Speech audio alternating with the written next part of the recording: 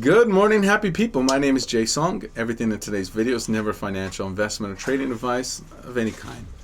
Everything's for comedic entertainment purposes only. Past performance is never indicative of future performance, and trading the markets always carries substantial risk. I eat red crayons for breakfast. Welcome everybody to our all Patreon day. I have an important update for USDT.D. I'm going to show you guys. Alright, here's an image from Wednesday on the 12-hour chart for USDT.D. And we were talking about the structure where the flow of price is leading us. And I really believe what's going to be happening is that we're going to be moving back into these upper regions in these areas. Closer to the top here in around the 10th, price got pretty high up there, and there was still quite some volume there. On this higher side, we can see that most of the supply seems to be removed from here, and we could be coming underneath these areas and moving down into these areas soon. But however, that doesn't mean that's not so immediate. In my opinion, we're going to be playing up here a little longer than people want, and then we're going to need to decide what's going to be happening next. When price is playing up here, this is negative for crypto. We're already at the borders of the resistance area here, and you can see that we're going down, it seems like less each time. And I want you guys to just keep in mind that we are still in this uptrend area. Now on the monthly chart, we closed here in this area, and that's a good thing. So there's a chance that we can reverse in this month, but we have to be realistic. On a more immediate time scale, it doesn't look like that's actually going to be the case. So this was on Wednesday. Okay, so this is going to be something that I'm keeping my eye on, and now I want to show you something new. So I'll remind you guys some of these images from Wednesday, and we'll look at this Wednesday. Make sure I give you guys that. What's a previous? Okay, here's a chart I want to show you. Okay, so we've done this one on, I think it was the other day. We were watching the watch line. This is another look at USDT.D in the uptrend. Now I want to show you and bring something to your attention. Number one, we're going to be using, when we're in an uptrend, we're really hunting down moves if possible. And we're very cautious when those down moves are broken, because those down moves give us the next danger area, or when this chart will move up. Now remember, if you're new to our community, when this chart goes up, your cryptos are generally falling. When this chart is moving down, your cryptos are generally rising. So it moves inverse. In this segment here, when prices were rising, on this chart, your cryptos and crypto markets were falling. So we can use these to our advantage. Let me show you a little bit what I mean. Here's a uptrend, and within the oscillation or overall price movement between these key angles, we can see clearly things like a flat. This would let us know that it's very highly probable markets are going to reverse in this position. If we're falling, that means the markets are rising, and we sit and hit these areas, and there are these pockets where key angles are matching. Many times those are reflective of vortexes. Sometimes you can catch them as they're happening. Sometimes you can catch them after the fact. There's lots of ways within our method, the sword method, or art, in which we can catch these. I'm going to show you another one. Here's one such way to look at these things. Here is another high-level core flat area that is meeting and intercepting with these areas right here. In addition to all of those kinds of things, sometimes you'll have an individual smaller trend that you might be able to catch, such as like this, a very small trend. Sometimes the wicks will match and you'll get these areas. In either case, we have a method designed to catch those, and they're called the sword cuts. And sword cuts can be extended as a range to catch many of these areas. Our whole method, sword method, is designed off the name sword cut. Okay, where people lost money is an important area, and it's often reflective in price. There's another, in all such cases, these are the types of down moves that would indicate starts and moves of next areas. On the previous chart, I showed you something like a parabolic that was here. The sword cut for that area is approximately here. When extended, we have another, what we know as vortex. And this vortex was just hit a few days ago. On the previous chart, this was what? This is a daily chart. So each one of these bars is 1 day worth of time. This is today, this is yesterday, the day before, and so forth. So when we're looking at these things on where we are now today, we can see a few very interesting things. Number one, we can see that we're in an uptrend. The trend is still higher, which means that there's probability for bearishness in the market. Okay, when this goes down, when this goes up, your cryptos are going to fall. Okay, inverse. Up equals negative crypto market. Okay, do you understand that? Up is a negative crypto market. So you need to understand that. Next, we're going to see that we're sitting on top of a flat. That flat that is over here, as denoted by the high level core, is still in play. The average range here in this area is still active. Okay, look at the ruler. It's approximately here. It's still active, and that's where we're at now. It's overlapping the shortcut of this area. This was a vortex, as denoted here. We know these vortexes are powerful. We've observed them over many years. And although every vortex is not powerful, when prices pop over, especially with round structure, into the pockets where multiple trend lines are meeting, we call those a vortex. And we can calculate on a map when approximately the dates are of those vortex windows. Sometimes it's a single day, sometimes it's a range of days. It's a general pocket we're looking for prices to hit. And when prices hit those pockets, generally they bounce out. So I know if it's coming down, the market's going to be bullish for that day or those seasons or however long that leg is. But once we hit those vortexes, if we stop in those, I'm going to be looking for it to reverse. If this reverses, that means it goes up, and what happens to the markets? Markets fall. Again, when this goes up, cryptos are falling. This is one such way we can look at this. As it is, combined with the previous view of the volume being high in this day, I'm going to be looking continually for a challenge at these higher prices. If as those happen, we're going to be looking for more support, resistance at new areas, so we can start looking for more bullishness in this chart, which would be even more negative for crypto. In any case, the bearishness doesn't start until we're underneath these areas, and that is not at the present moment on the table. We have them, we know where they're going, I'm looking for them, but they haven't started, so it's not safe to be in cryptos, heavily invested in cryptos at the moment while this is still in these areas. When we first lost the weakness, we knew it was about right here. We knew that there was supposed to be some resistances, and when it didn't happen and we bounced back on top of these areas, something was wrong. On our previous charts, we denoted that as a long black line. You saw me, I didn't talk about it on YouTube, but I did show that black line on YouTube from our previous weekly charts, and I'll try to show you where it was at. Let's pull up our other chart now, okay? Let's go to our dive session. Oh yeah, it was somewhere about right here. I just recently deleted that black line. It was somewhere about right here based on this, okay? And that was a previous black line. This one you remember from my previous videos, one we talked a lot about. So it looks something like that, okay? When these reverse and you're losing those resistance or power plays, then you're gonna have to use extreme caution. Now we're still using this bottom flat, this area, which turned out to be kind of a nice flat before moving up, which is a double bottom. So we're going to be looking for bullishness in the market as this comes down when we're in these areas, either below the flat, below this white line up there where the tip is about right here. And then we're also going to be looking at for either here or in a time of the future. In either case, we got to watch it very carefully. So if we don't get any continued bearishness in it, which is this marker here, this is the marker we need.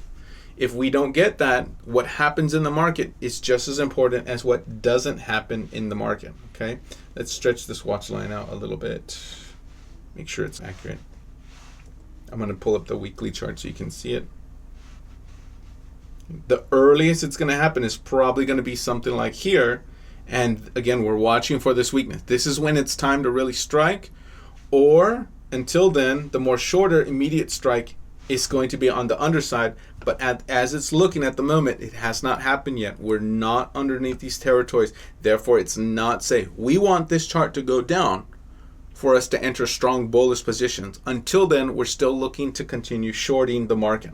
This is why I'm still said, as I've said for the past few weeks, I'm short Bitcoin about to $75,000. At the moment, I'm still short Bitcoin about to $75,000. After we hit $75,000, I'm going to be looking for possible exit or a bounce. At the moment, this, compared to our previous image, has already been hit. See, our watch line is here. The lower sides move up in price. They move up in price, but it's still bearish for crypto. This is a dynamic number. That was Wednesday. This is today. We came up, we hit the support. We're coming back up. We're still on top of this parabolic, just like we saw that we're on top of this parabolic days ago. We knew we were sitting. We're looking for this to have a increase. Okay, this is that. So that was then, and that's today. Okay, so this is how we're going to measure it. Now, using the volume that we've taught about, I won't get too much more into that. There's still strong incentive for us to check what the volume is like as we get up to these areas. If the volume is increased as we get closer to 5.67 prices again, right now the price is 5.51. But as we get back to 5.67, if we see an increase in volume, I know with the higher certainty, almost with a big certainty, we're going to be hitting this price range up here. And I'm going to make sure you have it on the board. It's 6.50 to 6.38. If you're taking a screenshot, you may want to make sure that you have these big numbers up in the sky so you know when markets will hit lower prices.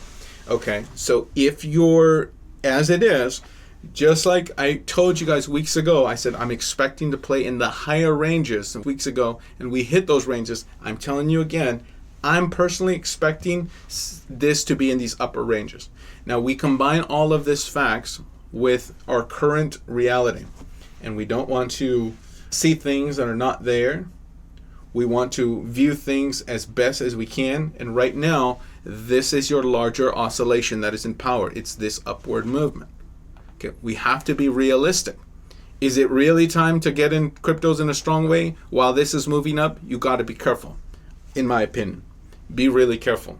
The odds are we were supposed to bounce in here. We're still in this uptrend. Weakness has not appeared, so therefore we cannot be bearish the market. We cannot be bullish the market in a strong way. We have to be more thinking this is still going to be continuing in this trend until it tells us otherwise. The proof is in the pudding with this oscillation. Health will start revealing, and then we can start calculating events and where we're supposed to bounce, and then look for a proper dip. But right now, as it is, that's not on the board. Does everybody, at least from my perspective, this is what I see. Okay, so I want to let you also know this watch line is going to be the biggest marker for it. We know the biggest marker for it because it's verified. Okay, what I mean by that is that I know that this line here is the angle we're watching for. This one here. Okay, that angle is very critical. It's mission critical. When this goes into these territories and price starts moving in this underside of that line, that's when you have a chance, and not before. We know it's strong because when we duplicate the line as a key angle and bring it up to our phantom side, we have multiple points of verification along. If I put it here in the foundational area, I'm hitting it here and here. That's 3, maybe 4 points of verification depending on how you view it. 4 points of verification that tells us that the key angle is correct. It also lets us know if we go up, we can start looking at more vortexes. Here's one in April 25th. If prices just happens to be in the pocket in those days and going up in those days, I know that's when I'm going to start looking to be bullish. Maybe I'm going to get out of my short positions, or even look to possibly see if there's strong health at the time to maybe take some short bullish trades. I should say not long bullish trades. Got to be careful with the word shorts in the market. In either case, we're still in this upward territory, and that is negative for cryptos. Does everybody at least have a good understanding of what, at least my take, my opinion on this season, these territories, what's most likely to happen next based on the previous volume, where we're more likely to play, and what to expect in the market? Okay, that means I'm going to be looking to continue shorting if I'm going to buy crypto anyway, and I don't care what JSON says, but I'm just going to buy crypto anyway. That's fine. Pick the lower points on a map. If you have maps and prices coming down and you're a little bit in no man's land, look to calculate the next lows. We're going to look at a few cryptos like AERO, GPT, Google, TRX, and XRP. When it comes to the cryptos, pick the lows of the map, and those are the prices you want to pay. You don't want to pay a high price. I'm going to let you know if you're probably paying a bad price or not a good price if you're looking at the cryptos, in lieu of the picture that the crypto will create and a picture of what the overall sentiment of the market is based on the cash markets per se of USDT and something like USDC. The reason USDT.D and USDC.D as a dominance are important is because they represent how people feel about entering the markets.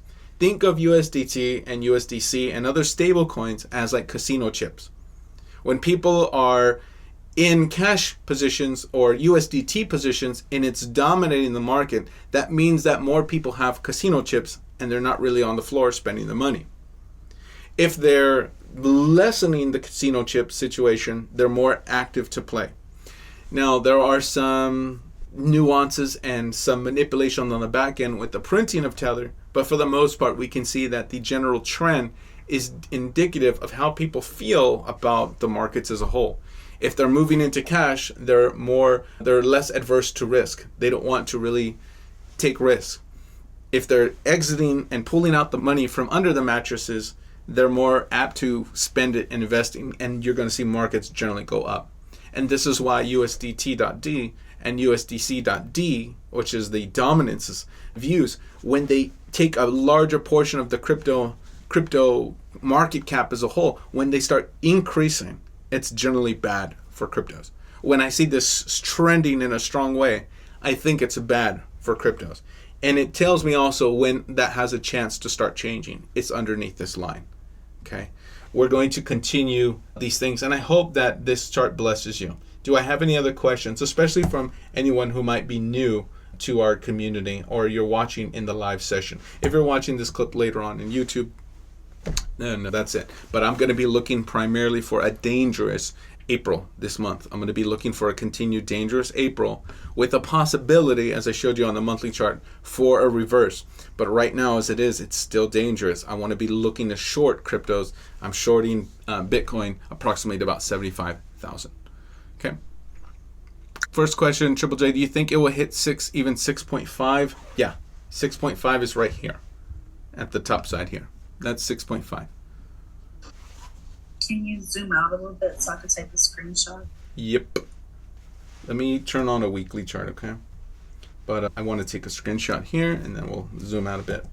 Let me clean up this. Okay, there's a weekly chart view. Let me adjust this the wick side. There we go. Okay, it should be about right here. And let me move this over. There we go. That should be a good picture. Let's see, anyone else? Abba spoke to my ears. Thank you for confirming. Okay. All right, let me give you one more final thing I talk about often when it comes to this chart. You guys need to remember that when we're in a downtrend, the most important area for a downtrend is the foundational area. The foundational area is how we start the down move. And there's big important areas. Now, we know that energy centers are powerful, and we can use them for our advantage, especially the nice juicy round ones. They can let us know when we're at tops and bottoms. Using wick match and various other areas, we can actually refine those to be even more accurate, such as matching the wicks. Okay? We can do a lot of things to understand that this is a top, but is it the top? It's more likely that this is going to reverse, and that would be very good for cryptos when this chart comes down. However, we need to remember the most important area of a chart is the foundational area. And the foundational area in this example is actually just a little bit higher. Let me show you what I mean. Look carefully at this chart. The foundational area is actually this angle. Let me show you. From this top energy center. And I mentioned this past week, you guys can watch our previous video this week, USDT.D. I do a big tutorial. I think I talked about this one on Wednesday. The foundational area is actually something like this. This one right there. Okay. This angle is slightly higher and gives us more room to be bearish. Okay. If this goes up, the markets are going to be bearish. This is important. Because if the data is saying we're more likely to be on this side, then the more likely we're going to build up one more time and cover that, and therefore you're going to see Bitcoin in the 70s. You're going to see some of the lower cryptos hit some more even lower bottoms. You're going to see cryptos take even more of a nosedive. If you're leveraged and you're over leveraged, you're going to be destroyed. Okay, that in those kinds of things, or your market's going to be taken out if you're not careful. I have verification for what I'm saying. I want you to be really careful with these kinds of things. It's not time to be super bullish in a crypto market yet at the moment.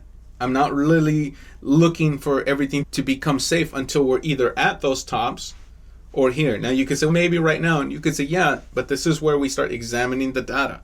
The data right now is showing that we're not going to reverse such strong. Maybe on the monthly chart over the month, if we hit here and come back down, then maybe we have a chance. But in the shorter term, we don't have that at the moment. We're not here.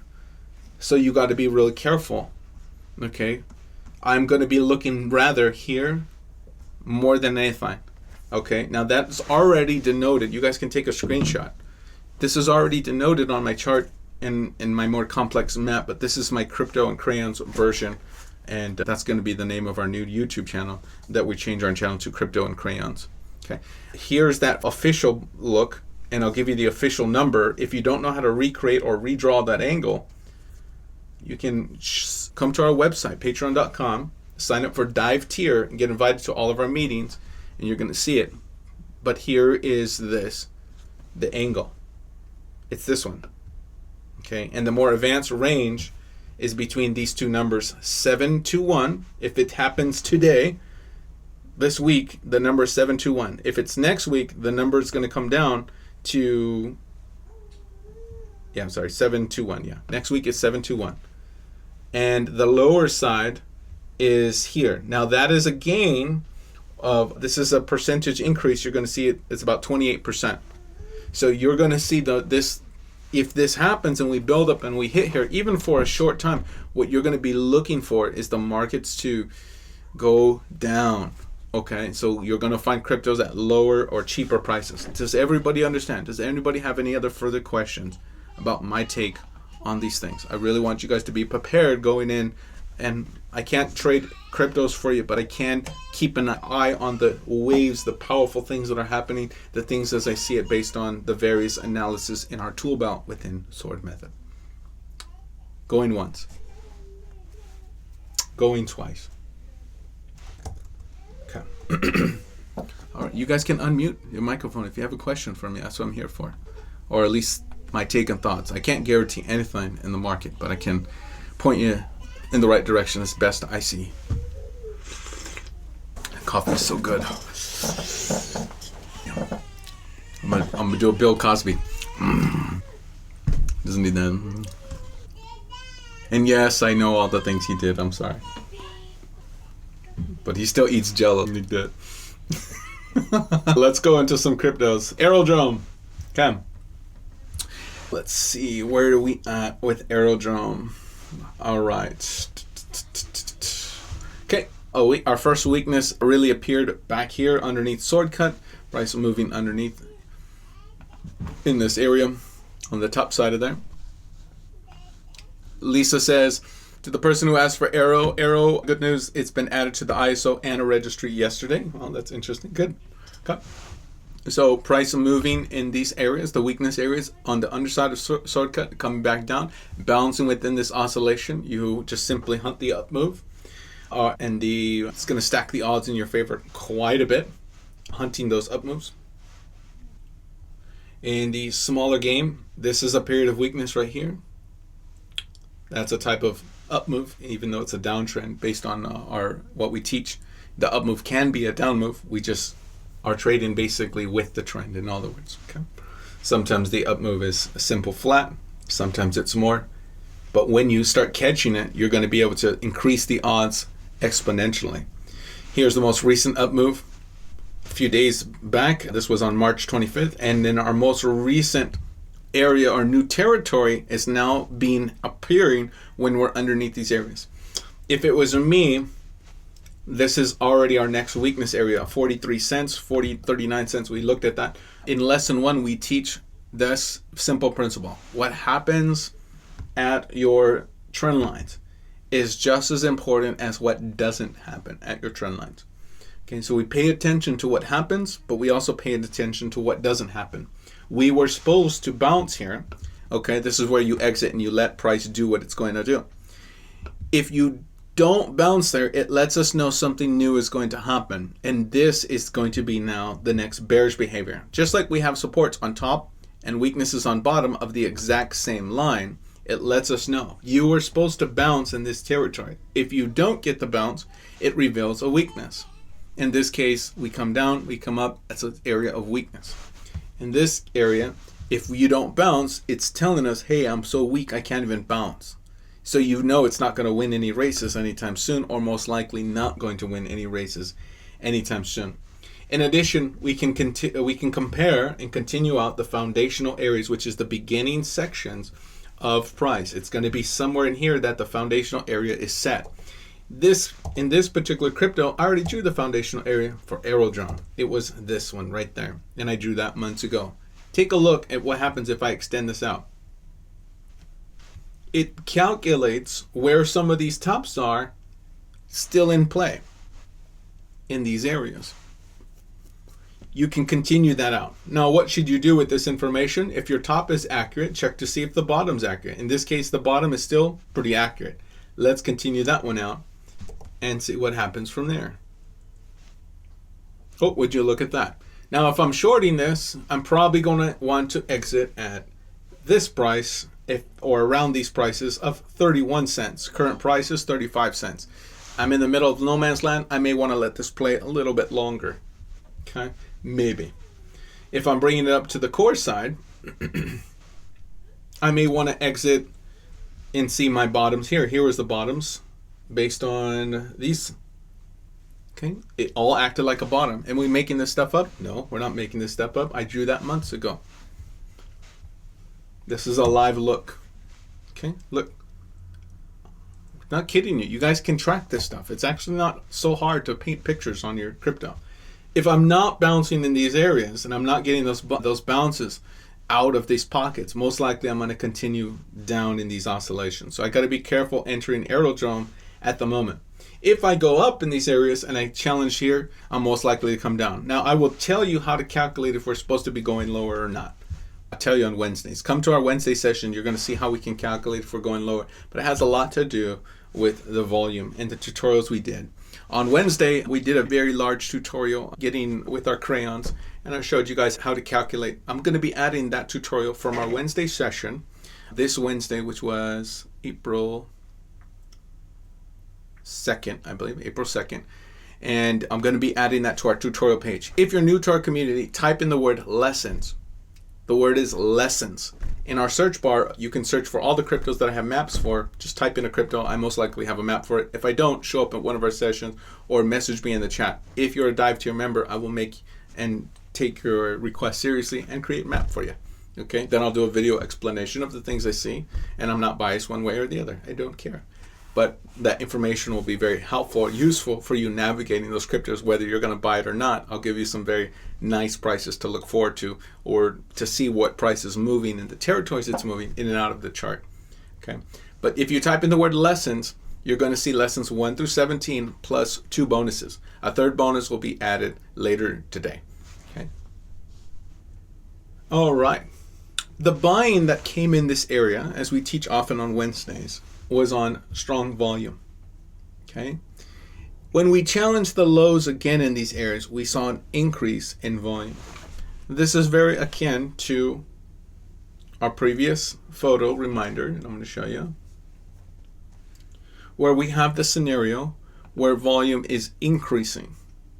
And this is an example of supply not being absorbed. Even if it's buying and professionals are loading up, if there's no buying that is actually if there's no absorption of supply, it makes the up move very difficult, and it's more likely you're going to see those areas challenged again in the future. Now, that's a teaching from Wednesday. This is one such example. We have buying, we had health markers, prices were able to move up, but because of that increase, we're more likely to see a challenge again at the lows in the future. Now that we get back here, we actually have that higher increase. We're going to be back in these VZB areas, or the volume zone blocks. Here we are, and now we can start painting a more accurate picture. Is the supply absorbed in these areas when we hit this low a few days ago? Here was the day. It was April 2nd. The volume for April 2nd was very high, aggregately high. We talked about the aggregately high situation. It looks something like this, aggregately high. You can remember, watch our lesson tutorial where we teach all about this. The aggregately high situation is almost exactly like the equal to or even greater than situation. It still tells us there's more incentive for that side. In this case, the side is down. The aggregate volume that we're reading, therefore, becomes something like this. These are going to be the three areas we're going to be reading that volume. 1, 2, 3. This is therefore going to be an example of aggregately high volume, so therefore, most likely, our scenario will be bearish. We're going to be looking for this crypto to be coming down, and already that seems to be what's happening.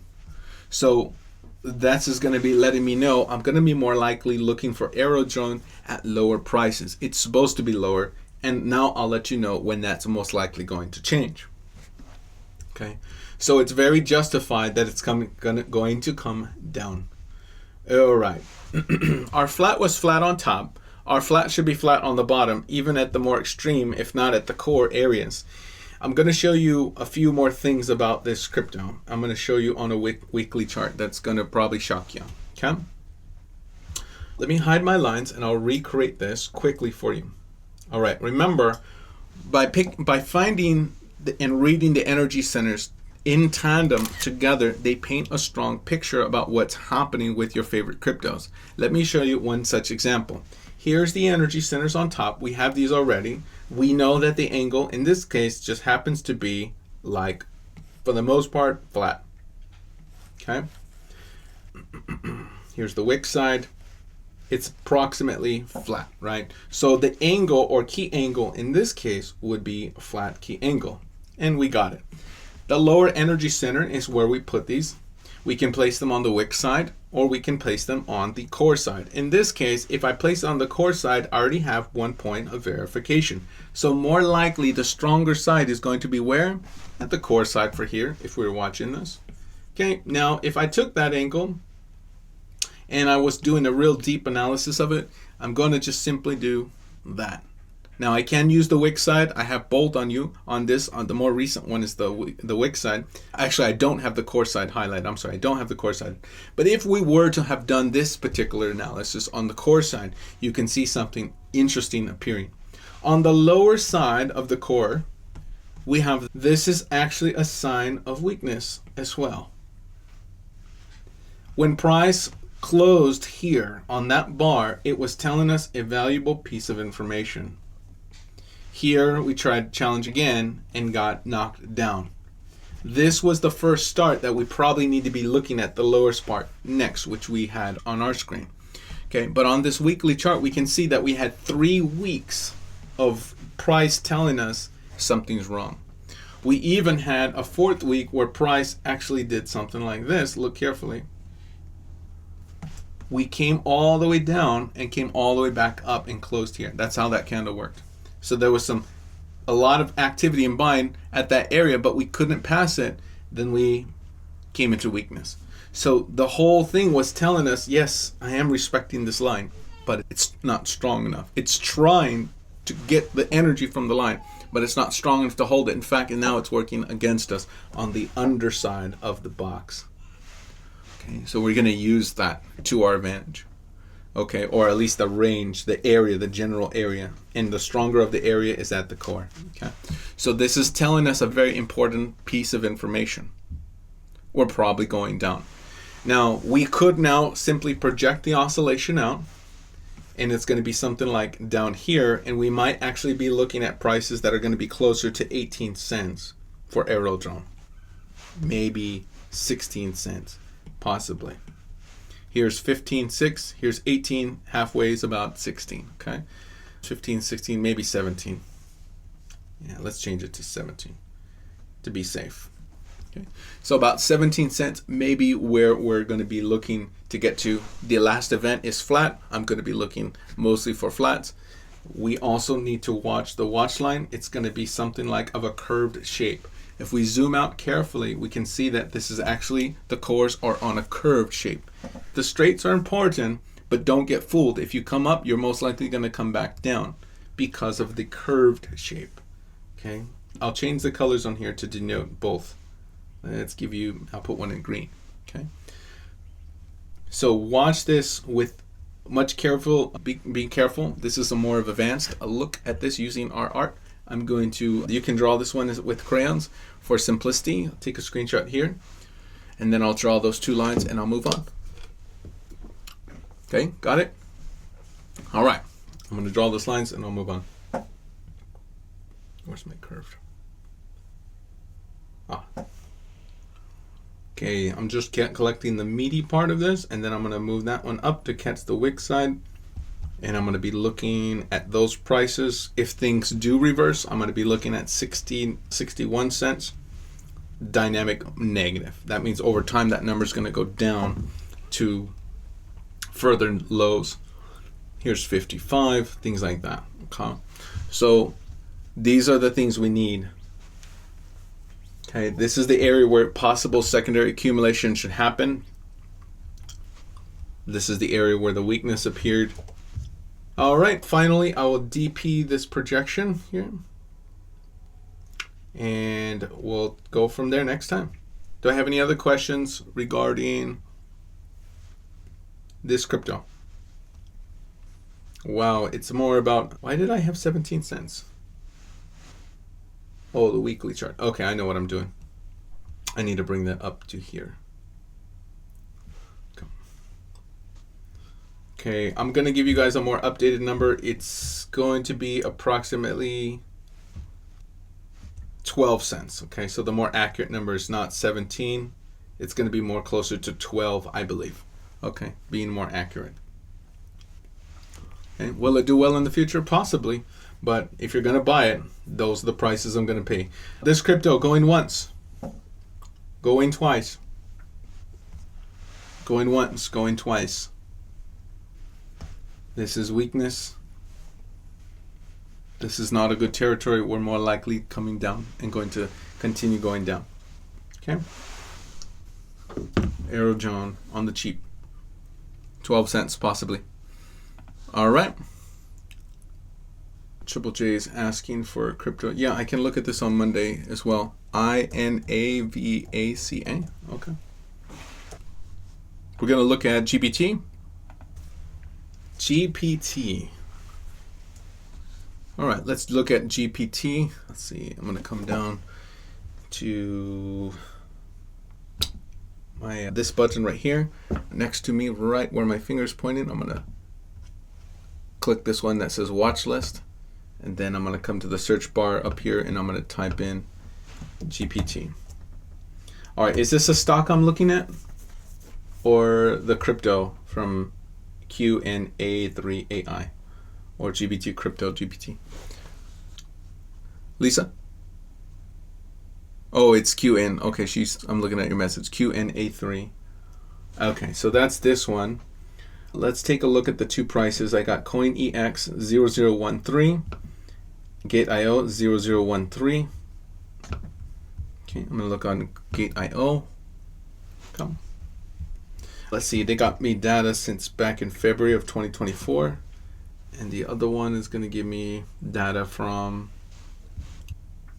February 2024. Okay. All right, let's look at this crypto. ALCX. There we go. Something better to work with. Is this the price? $8.73. Is that what you're looking at on Binance? I got 873 Binance, Kraken 868, MEX or FEMEX 871. That's really strange spread. 667, so about the 70s. It's about a 10-cent difference on many cryptos. That's weird. Some exchanges you can get it cheaper or more expensive. Very strange. I don't like it, but we'll see.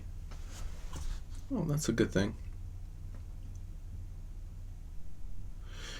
Something that it has going for it in this crypto, and I'm going to point out some negatives and some positives. Okay. One of the things we have going for it that's good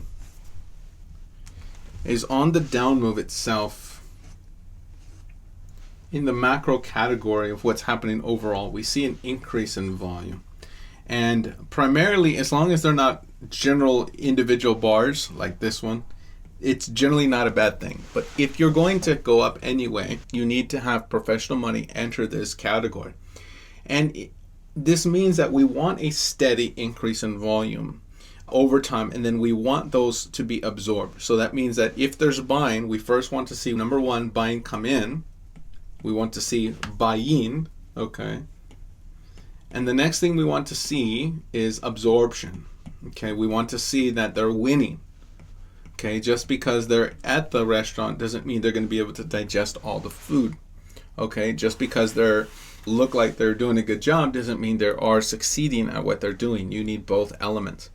And we can see them coming in, and this is where this is a good thing here. However, one of the bad things that we see in this area is that there's still a lot or heavy supply in these areas. This could be traders flooding the market with supply, saying, okay, that's it, I'm out, I'm more scared, we're going to go down. The other things we can use to our advantage is when these things happen, we know that most likely you're going to challenge those areas multiple times. So for example, in this area number one, we've hit here. It was a high volume, so most likely we're probably going to challenge again, especially if there's weakness. We're going to challenge those areas again. Here, the weakness entered, we challenged the area quite quickly. Then we came up, hit sword cut range or area, which was that area right there, okay? And we got knocked down. Now the next weakness area is going to be determined by the new sword cuts that are going to, the new energy centers that are going to appear in these areas. It's here and here, those two areas. Those form an angle, and look where the angle is at. The angle is somewhere about right here. Okay, I'm going to get it for you. It's almost a flat. It's going to be approximately here. Okay, so this area right there is already signs that we're not strong enough. We're supposed to bounce. If you don't bounce and that doesn't happen, you're looking for weakness. Okay, so this area should have been a good area for price, but it's not. It's telling us, therefore, right now what we're actually looking at. We're actually looking at weakness. So this is where we would draw the circle marker that we know and love as a weakness marker. Okay. Now I'm pointing this out so you guys can understand what's most likely going to happen next. Now, if this is our trend line, and we were supposed to be bouncing, and the professionals got in, but they saw it's too expensive, they're going to bring it down even if they are accumulating. So at the moment, this increase in volume that happened here was telling us we're not gaining headway. We're not winning the battle. We need to keep it lower until it's time, because it's still aggregately high, if not close to equal. Now, this is where things get a little bit tricky. If we're already in a downtrend, which we still are, we hunt the up moves. That was your up move. How far is price supposed to happen next? Let's just take 2 minutes and finish this up. According to our previous tutorials on this past week, we focused on one primarily aspect of sword method. That's really good about helping letting us know how far price is supposed to fall when we start falling. Can anybody remind me how far price is supposed to fall if I fall this far? in our live session. Does anybody want to remember what it's called? Event line. Good job. And in our live session, I can see you guys drawing on my screen. Good job. The event line. The event line is something that we calculate for based on the last thing that happens. Event is basically defined as the last thing that happens before you break out and break down. It indicates a strong probability of the psychology of where you're going to see traders change positions. In other words, if we're going up, let me see if I can draw it for you guys here. Okay, I'm going to take another screenshot and do it live. Okay, let's first draw our energy centers one more time. Okay, we're in a downtrend. We're already in the downtrend, right? We're going down. Our up move that we hunt was approximately here. Okay. Our weakness or time to short the trade was approximately there. That's when we're looking to make money going down, doing shorting the market, or at the very least exiting the market. Okay, that's where we're going. Now, if that's all going to happen, we need one primary thing to denote. Okay, we need to calculate what happened last, and that is what we call our event line. In this case, the last thing to happen was these smaller energy centers here and here. Now, this is part of that same one, okay, but it's these two. If we calculate the angle, it's not the same as the key angle, is it? It's different, because we never hit that high, right? We never hit it, or even getting close to it. So it's not this angle that's the dominant oscillation, but rather we need to count and compensate for that oscillation. In this case, it's actually a separate angle here. Okay? Something like that. Okay? So this angle is what we're going to call our event line. Okay? In that event line, we're going to duplicate that event line and bring it to the lower energy center. In this case, it's here. So our maximum, or where we're supposed to go approximately, is going to be either here or on the wick side here. Okay? The range, therefore, based on those two areas is here. Let me get a smaller crayon. Here and here. Okay, those two areas, this range. So right now, this is what? A bottom. Okay? If we don't bounce out of this bottom and we rather come here, what is price telling us? If we're here, what does it tell us? If I start trading here and the prices start entering whatever those prices are, in this case, what? Going to be some kind of price, we'll calculate in a bit. It's telling us it's weak. So we can already calculate, good job. So we can already calculate where future weakness is going to appear. It's supposed to be here, and you can draw it on your map. Okay. In addition, when is the health supposed to come in? The health is supposed to come in when these watch lines are broken. It's a parabolic. Okay, so approximately here is when you even have a chance to start going up, and not before. Okay, not before. Here it can go up, hit this price, and you'll be like, wow, Jason, look, we're going up. But it's nothing new. It hasn't done already before in the past. You need to build above those areas, and then you can start talking seriously from there. That's when you can start saying, okay, yeah, maybe the battle's changed. Until then, the battle has not changed. You're still in this downtrend. You are at a low. You are not at maybe the low. So if it's going to bounce, it's going to be likely that these are good prices. But if the market is going down still as a whole, is what we calculated seen is more likely to continue to be the case on USDT.D. It's more likely to continue bringing the markets down. So you're going to want to calculate for the lows. All right.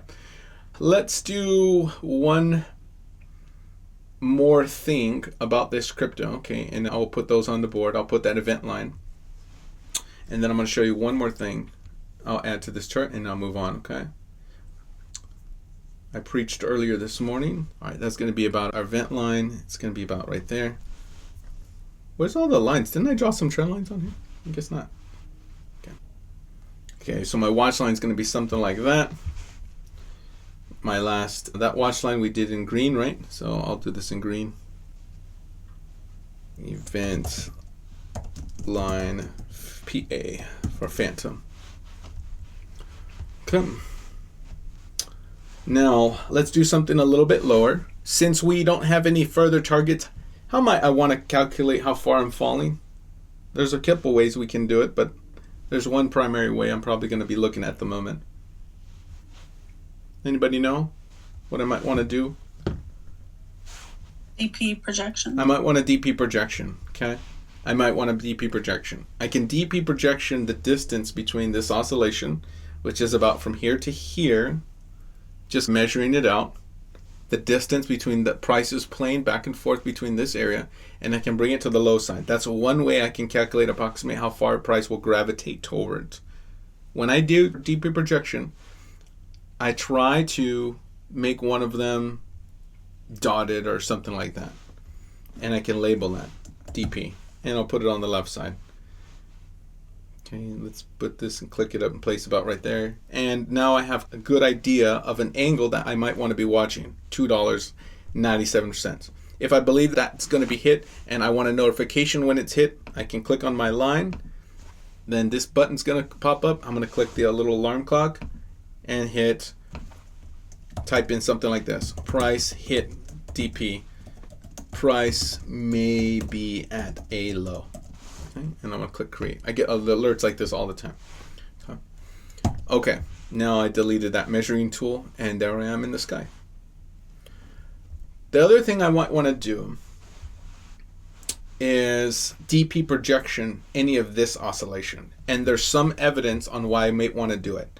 On the wick side, I'm hitting the wicks along this angle. On the lower core, I'm hitting the wick still along this angle. So somewhere about average is going to be about maybe right there.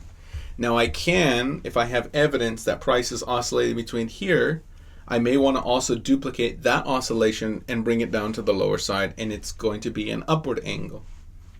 So in this case, it's going to be quite nice, because if I were to measure that, I can have another health. Now I'm going to do this more accurately, but it's something like this. Oh, that was pretty accurate. Oh, I didn't even have to move it. Okay.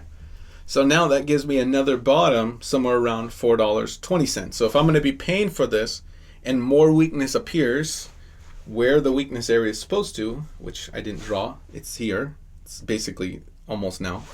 And I continue now falling to the next territory, I'm going to be falling to $4.20, most likely. Okay, that's how I'm going to calculate that. So this is also a DP. Okay, so DP and DP, they overlapped in the past, but not in the future. If they overlap in the future, use those, especially if the price is in those pockets. Okay, one final thing. I'm going to add my gesture line, and I'm going to calculate some more weakness, and I'll move from there. If you're interested in what I'm doing right now, you'll type in lessons and see my gesture tutorial module. Okay. All right. Based on my current supports, I'm going to be actually looking for prices to hit possibly around the 420 area. Let's bring this up just a little bit higher. So I'm going to say about 440. I'll give you both of these. 477 to 415 range. That's going to be basically where I'm going to be looking at. To denote it, I'm just going to take a highlighter and just put a little box here, fill it in, and then I'm going to fade that away. Okay. Oops. No, that's too messy. I'll take a little rectangle box. How about that? And I'm just going to put it in that range, and I'll give it a white color and then just fade it away. Okay, so I'm more likely looking to hit in that range. Okay. Do I have any other questions regarding right now any of my take on this crypto? ALCX. I'm going to be looking for it to most likely fall. Get some cheaper prices, in my opinion. What was the all-time high for this? The all-time high for this was $449. $449, $450, something like that, $450. And right now it's probably going to fall to $4.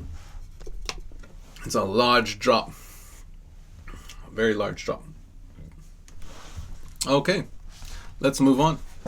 Remember, everything in this video is never financial, investment, or trading advice of any kind. Everything's always just for entertainment, educational, and comedic purposes only. We're now going to look at Google. To open up Google, one moment. To open up Google, we're going to come to the bottom part of our screen, down here. And it's going to pull up our menu at the top, go to our watch list up here. And then we're going to type in Google. Googly. Yeah, we're going to type in Googl. All right, we'll use a fresh look at Google. Okay, we can look for a few things we're going to be using for our advantage to help us understand what's going on. First, I'm going to turn on this weekly chart and just point out a few things. Here's a point of weakness. There's a shortcut. We can see that a health appeared approximately here when we started breaking above and building on top of the shortcut after a period of time coming down. The next health markers were somewhere about right here. This is where we have a chance to come up to the top side, and now we have a chance to come up here. A new watch line therefore has to be created after that, and using those new energy centers, we have something like this, and a period of time where it looks like we're going to be playing on the underside of here. So let's draw some of these a little bit more accurately and bring up some of the more recent things as well as the more longer term things we need to be watching out for carefully. Okay. All right. On this side, we can see, adjust this. We can see that I'm missing out on some of the bottom here. I'm gonna draw a few things for this one. I'm missing out on these bottoms back here, and we're gonna want to compensate for these somehow. In this case, what I'm looking at is actually a flat at the moment. So I'm looking at a flat range approximately about right there. Let's bring that in our flat color, which is blue. Put that on the map. Okay, and that's going to be something we're going to watch out for. And those prices, might as well just put those in right now. $87, $87.07, and $84.85. All right, okay. Good to have on the board. We're going to also use another technique when things get messy. If I see price respecting the line, playing on the underside of here, but still a little bit messy, I'm seeing smaller energy centers that might not have been hit and it's going to be more vague, then I'm going to, in this case, use the technique that I call gesture. And gesture is a little bit new, okay? And what we use for gesture is I like to, first let me fix this line real quick, make it thinner.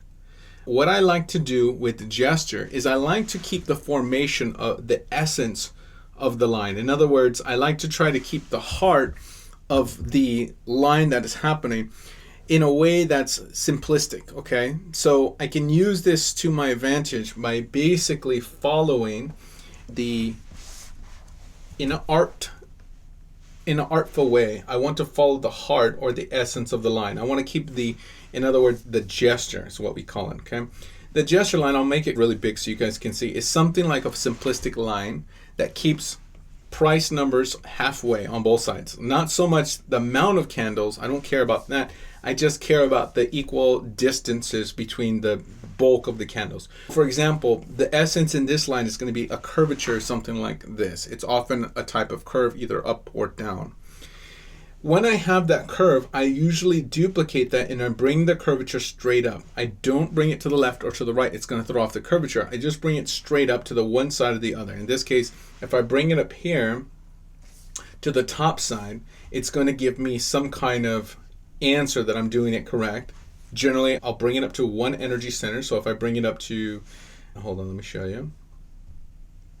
Okay, if I bring it up to here as my source, then this would be a type of verification that lets me know I'm doing it right. From here, I take a measuring distance, which is going to be the distance between here and here, and I also bring that straight down. Okay, when I have that, I duplicate that curvature one more time, and I bring it there. And this is 50% of the, oops, hold on. It's going to be 50% of the distance from here to here. Basically, that distance is now translated here, and now the middle should be halfway. Now, what the point of gesture is to let me know, and I should have some kind of verifications on the bottom side, but it's basically a way to make advanced parabolics even before they're formed or as they're formed. This is advanced, but it lets me know where weaknesses and healths for the maximums start coming into play. In this case, there's actually a weaknesses that are very close to appearing if health does not appear in these areas. In other words, I know that when price starts playing out of boundaries, we're actually looking to continue furthering down in the scale if things don't change rather soon, okay? This is the area where we're supposed to have bounce. If I don't get that bounce, it's a very important piece of information. If I don't get the bounce, it's telling me I'm going to be looking for this to fall further down. Gesture is a way to create advanced parabolics using art. And this is a very simplistic way. In my analysis, we are in a very negative territory, or not negative territory. We're in danger of becoming into a negative territory. From here, all the general rules apply, such as the event line. In this case, I'll draw an event line in green for you real quick. It's going to be something like this. Maybe that kind of angle, I think it was on the underside. Let's see if I can fix that. Okay, something like that as an angle. That would be our event line. And then I can bring it to the underside and it will reveal pieces of information. On the core and on the wick side, it's going to be about right here. So already I can tell that this is a negative area already based on price being in this area. So that we're already underperforming the event line. More reasons why we should have bounced out of this area into something like this. We should have bounced out. And when that didn't happen, that's an important piece of information. Instead, we find ourselves playing below the event line in the areas where we're going to be negative. So this is scary because there's a little given, when you're doing parabolic analysis, even gesture, which falls into the parabolic analysis category, you have to have some room for error. You have to have some room for you're wrong a little bit. You're wrong more because you're dealing with a more abstract type of oscillation, meaning, and by oscillation, price playing back and forth between a dominant area, okay? There's some give and take. The angles could be slightly off, slightly wrong, and depending on your skill level, they could be really off or wrong. But for the most part, I think this area is the general ballpark of where I'm going to be looking. Okay, so this is going to be something I'm going to use, and I'm going to apply this officially right now. Okay, so take a screenshot right now. That's your basic gesture line. And now I'm going to do it again, this time more officially, real quick. Yeah, what's the one? Okay, so it's something like this. I think this is going to be about our gesture line. And therefore our weakness territory is in these days, or even now perhaps. Okay, so remember, there's a vagueness to gesture line. It's artsy, it's interpretive, but as it is, I use this in times when the straight is not so straight, or when it can be read in multiple ways. Okay, so if I'm bringing and this happens a lot more in the stock market than anything, but when the angles are more vague, you can do techniques like core cluster, you can do all of that. But what I found is that gesture line is one other layer on top of the cake that you can approach in its own world of analysis.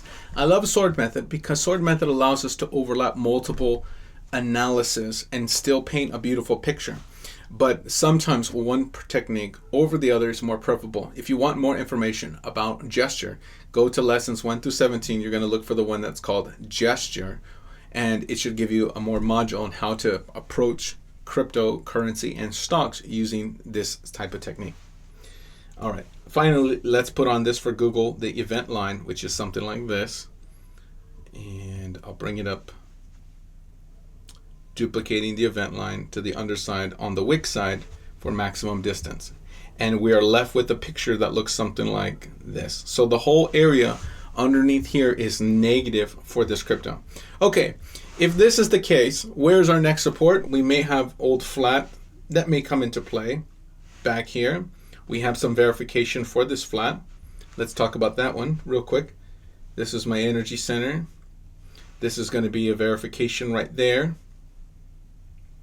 right about there. and here on the underside. So these are going to be the areas where we're looking to bounce on this line. So again, if we're failing to bounce on this line, Google's not looking good. We're going to be looking for Google to fall farther. All right, what's the next event line after this? This was our most recent. What's our next event line if we're going to be coming down? It's going to be actually encompassing this large round structure. And the event line, the next event line is going to be something like that. Now this angle's going to bring us up to here. And there's verification along this line. As we're going, you can see a slightly stepping higher. We're probably going to be not falling all the way to here at $87, but rather maybe somewhere around 108 onwards, upwards. Okay, so that's going to be a dynamic positive. So let's calculate for the next event line. And I'll give this another color. And this color we'll just use as white. And I'm going to type in event line number 2. Okay, I'll put this about in the center. I'll type in here event line number 1 so you can calculate and see. Okay, so this is going to be 1 and 2, and now we can duplicate this one. This is going to be the phantom of that event line, and we'll use the wick side and the core as a range about right there. Okay, PA. Okay, PA for phantom. Okay, and then what I'm going to do is make one of these dashed for the wick side.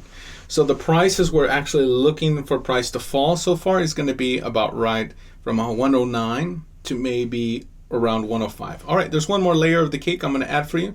So somewhere between 104 and 109 is going to be where the maximum drawdown if prices completely fall tomorrow. But most likely you're going to fall over time, and we're going to hit some higher numbers like 116, which is going to be later in the future. Okay, so I'll just get you in the ballpark, and you guys can recreate some of these lines yourself. Otherwise, just set alerts. So I'll set an alert on the top side by clicking on this line itself. And I'm going to click the alarm clock button and give myself an alert. I'm going to type in here at the bottom, Google is at lower prices. Okay, possible support. Okay, so if I'm going to be a betting man, when I'm entering negative territory, I'm going to be looking for us to fall farther.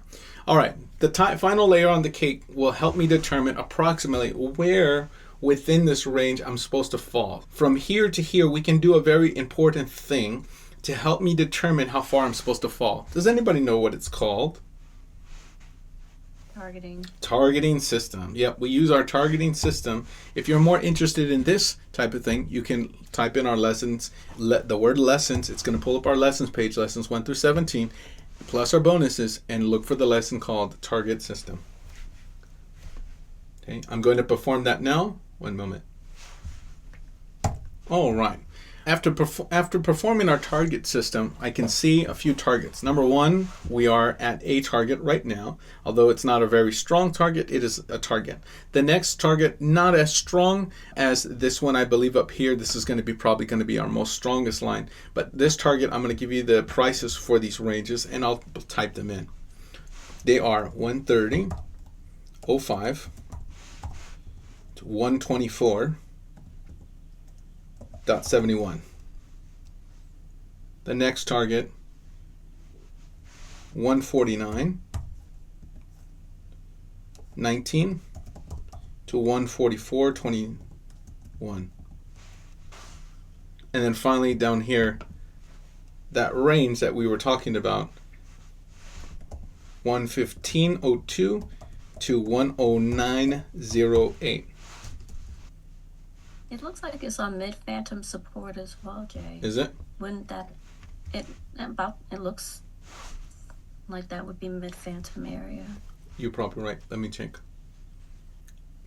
So that would be additional support for that area. It is, but I'm gonna give you a caution about this. For this mid-phantom, I would want some kind of more verification. So, for example, if I'm using the top side, which is just from core to core, it's going to be somewhere about right there, right? From this core to about the core area, which is this one, okay? And the stronger energy centers are actually slightly above there. And I barely have any kind of re-verification here. It's messy. I got the verification on the top side. Maybe that's going to be enough, but generally I would probably want it one that's a lot stronger, if it not so vague. If it's messy throughout, I won't place as much emphasis on it. You can. The other side is if I'm considering the range, which is the extreme area back down here, then that mid phantom is actually slightly lower and it's maybe about right here. That one I'm going to try to get more accurate. Let's try that one. But you also have the flat and the target right there at that mid phantom. Doesn't that count for something as well? Hold on one second. Okay, so of this range here, of the maximum range, I'm still not really getting a strong response, even including this range here. Now, what was your question? Being that you have the flat at that point and the target at that point, wouldn't that make that mid phantom, like those three areas, make that support strong? Yeah, it would make that support strong. Let me now do step-ups real quick, because I think step-ups is going to strengthen this area. So the step-up range here would have been there. Oh, that's going to also increase this area of support, okay? The next step-up in this area would have been... We have a module on step-ups, guys. If you're interested, type in lessons and then look for the module, lessons 1 through 17. One of them is called step-ups. All right, this step-up is going to have some verification. Okay, so the mid-phantom will have some strength to it, but so will these targets down here. So the mid-phantom is going to have some kind of strength, and the mid-phantom is this thin line here, okay? So you may not want to dismiss Google right now. Now, if I know that this is a support, what might I want to do to determine if I'm going to be going lower or reversing at this point? What things might I want to do to determine? I already did target system, and I found, hey, there's a target here. It may not be super strong. There's a support here. There is an old, but the step-ups are also overlapping the old targets here and here plus this. So there's some attractive areas on the board. The attractive areas are going to be 109 price. They're going to be 130 price. Current price is 145. Am I going to be balancing here, or I'm going to be looking for this to continue falling into the weakness as it's currently doing right now? What might I want to do to determine where price is going next now that I have the map? Anybody? Look at volume. Look at volume. We want to look at volume. We want to see some things about volume. Now, is this a new area, or have we challenged this area before in the past? We've challenged it before in the past right here. And on the underside.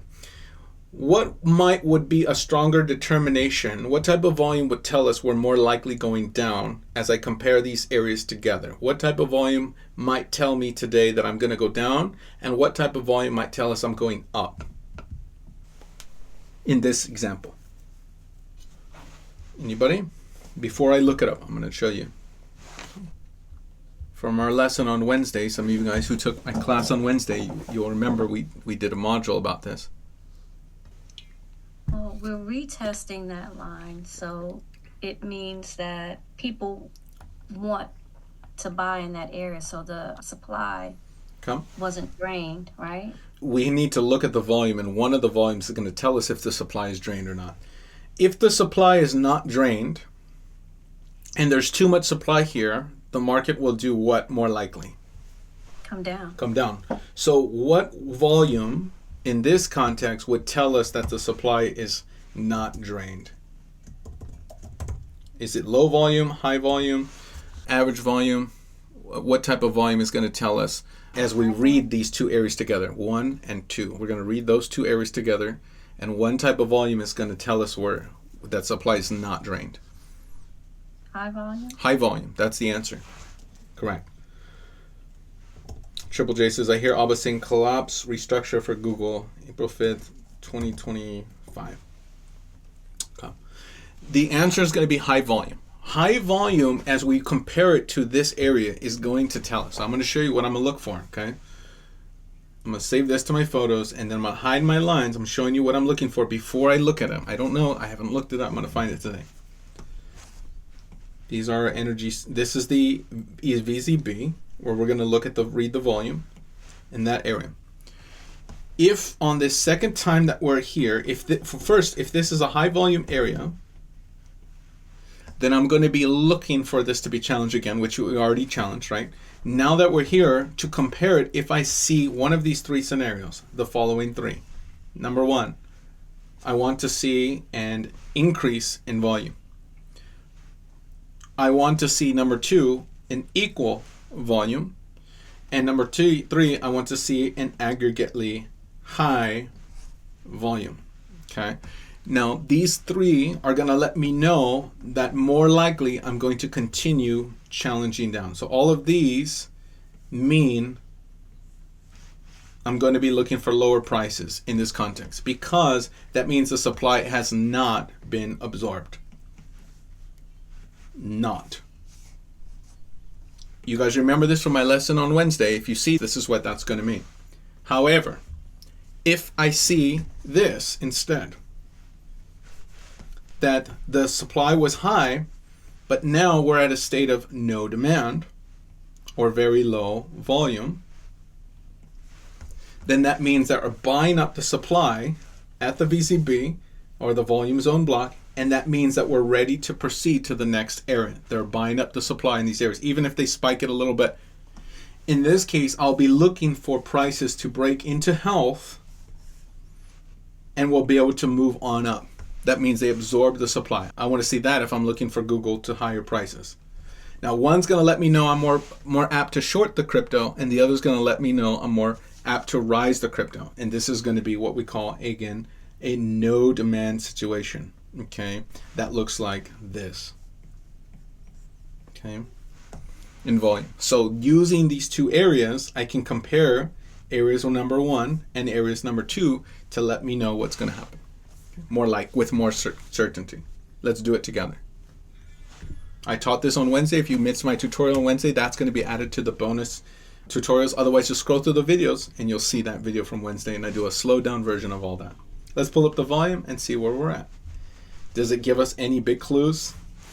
Remember, stock market volume is a little bit more vague. Let's see. So I'm looking approximately here, and my volume is about right there for the most part. Maybe here when we were first down, but somewhere in these two areas. Let's give it an average, maybe about right there. Okay. And as I came back down here yesterday, and even today, or the end of this, or for this week, I'm sorry, by the way, it's a weekly chart, so this is a whole week worth of time. Where's the volume? Let's compare them areas together now. Here's area 1. Here's area number 2. Here's 1, or 1, and here's 2. Okay. Which of the scenarios has been fulfilled for the volume? Okay. The first one. The first scenario. In other words, hold on. In other words, we have this scenario where there's an increase in volume. Okay, that means the market supply has not been absorbed. Okay, the supply has not been absorbed. Does everybody understand that? Even if there's buying by professionals, it's not enough. They're not winning the game. They're going to have to accumulate more over time. The game they play is a very long game, and you have to play it strategically. You have to play and win the game. It's like basketball. It goes back and forth. They're both great teams, but one's eventually going to dominate, but it's too early to tell, or it's even too early to take the lead.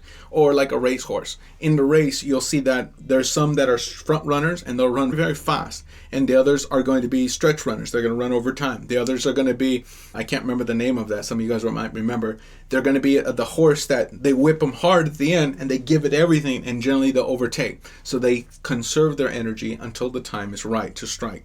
Or like a game of chess that is set up and the pieces are set up, it may look like it's being loose, but you're more playing positionally. So you could see professionals enter the game and they're like playing more professionally. They know that they can get cheaper prices, so they'll hold off and get those prices cheaper. The game tells them if they're winning or losing, and in this case, they are losing whoever's buying here. Now, if you're going to play a long game, you need to buy at low prices anyway, but you need to buy over time because you can't just buy in one fell swoop. With a crypto and stock, especially stock, it's bought over time, and that's why there's a mushrooming on top or there's a curvature on bottom. All right, this is going to tell us for Google, we're more likely to come down. Now, with that being said, let's put this back up. In this case, we've examined the volume. We're more likely to fall. This makes more sense why we're still showing signs of weaknesses. We're underneath the last event line, and there is a target here. So if you wanted to read this a little bit more accurately, it could be like this. Weakness based on the gesture and weakness here. So these are going to be the areas where you're having a more confirmation that prices are going to go down. You're either going to go straight down, you're either going to come here like this and then come down. But of these two targets, I would say both of these areas you're probably going to get some kind of bounce on. Okay, you're probably going to get a bounce at 130 to 124 because of this previous step up. That might be something. And you may also get a bounce here closer to 115 prices because this is where you're going to intercept these areas. So as it is for me, I'm going to be more bearish this crypto. I'm going to be looking for Google to come down, okay, in that case. Does anybody have any other questions or comments for me on regarding my opinion or thoughts of Google? Okay.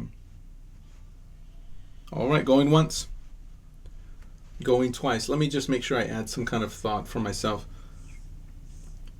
I am bearish Google Class A. Based on the volume, price moving lower is more likely. I see supports around 130 to 124, but also at 115 area. Okay, I am more looking longer at 115 rather than 130. So that means there might be two opportunities to short, 130 to 115 and 149 basically now to these prices here as the weaknesses are being exposed. Okay, so that's going to be my opinions or thoughts right there. Why is it not showing up? Let's give it a moment. Why is it not showing up? Oh, there it goes. Let's put the date. November, nope, April 5th. How did you get November, Jay? I don't know. I don't know. Maybe I'm prophesying. All right, let me read your guys' comments. High volume. InvestBox says second higher. InvestBox says no drained high volume bounce. Yep, not drained. I think you meant to say. Good job. Good job. You guys did that one fantastic. The more you guys see it, the more the picture gets painted, the more you start getting a good overall idea of what's really happening. The picture starts becoming more clear. It's like a court case, right? In the beginning, it seems one way, but you can start compounding the evidence over and over and over with all the data that you have, the tools, and eventually that data is going to start painting a more accurate depiction of the truth of the matter. And that truth is going to start revealing things about the future. And it's going to start telling you where you are now. And don't be biased one way or another. Just draw as best you can. Draw as much as you see. And let the pictures and the chips fall where they start made, because they start overlapping each other. And that's one of the reasons why I love the sword method. In the sword method, you can start in any of the tool areas. You can master any of the tool areas, any of the lessons that we teach. And then as you get further and further on, pick another analysis within sword method. We have Tiger. We have targeting analysis. We have the key angle analysis and the phantoms, mid phantoms, and step ups. We have gesture, which is new this year. We have the event line analysis and many more analysis. And you can use all crayons even to draw pictures on your map, give you a good idea. We have the targeting systems and DP projections that help us with targets, and volume that helps us know with a more higher degree of clarity using the macro volume view and analysis and the micro volume view and analysis. Both of these analyses are one way to interpret volume, and they're separate ways to use volume to interpret where we're going next once we're at important areas. In fact, you don't have to wait till you're at those important areas, but it's also very helpful because once we're sitting on a support, how do we determine if we're going to be more breaking down, continue going down, or going higher, reversing at the supports? That's where this year is very new. We've been teaching macro and micro volume analysis. Everybody had commented about Google. I'm concerned about AI and how it will impact Google and the search and all that. Now you put in your search and you just get the AI solution. You're not drawn to the website where they found that information. You just get the AI solution. And so I'm going from, I wouldn't want to pay for Google searches anymore because people don't go past the AI solution at the top. Anyway, that's my concern for Google. Oh, concern for Google. You're saying people are not actually going to the sources, rather just trusting the AI, what it says, right? Yeah, you don't need to go to drop any further than the AI solution. Instead of going to the medical website, maybe where they found the information or something, now you just go to the AI solution. You don't know where they got the information. And so everyone else has lost any reason to pay much.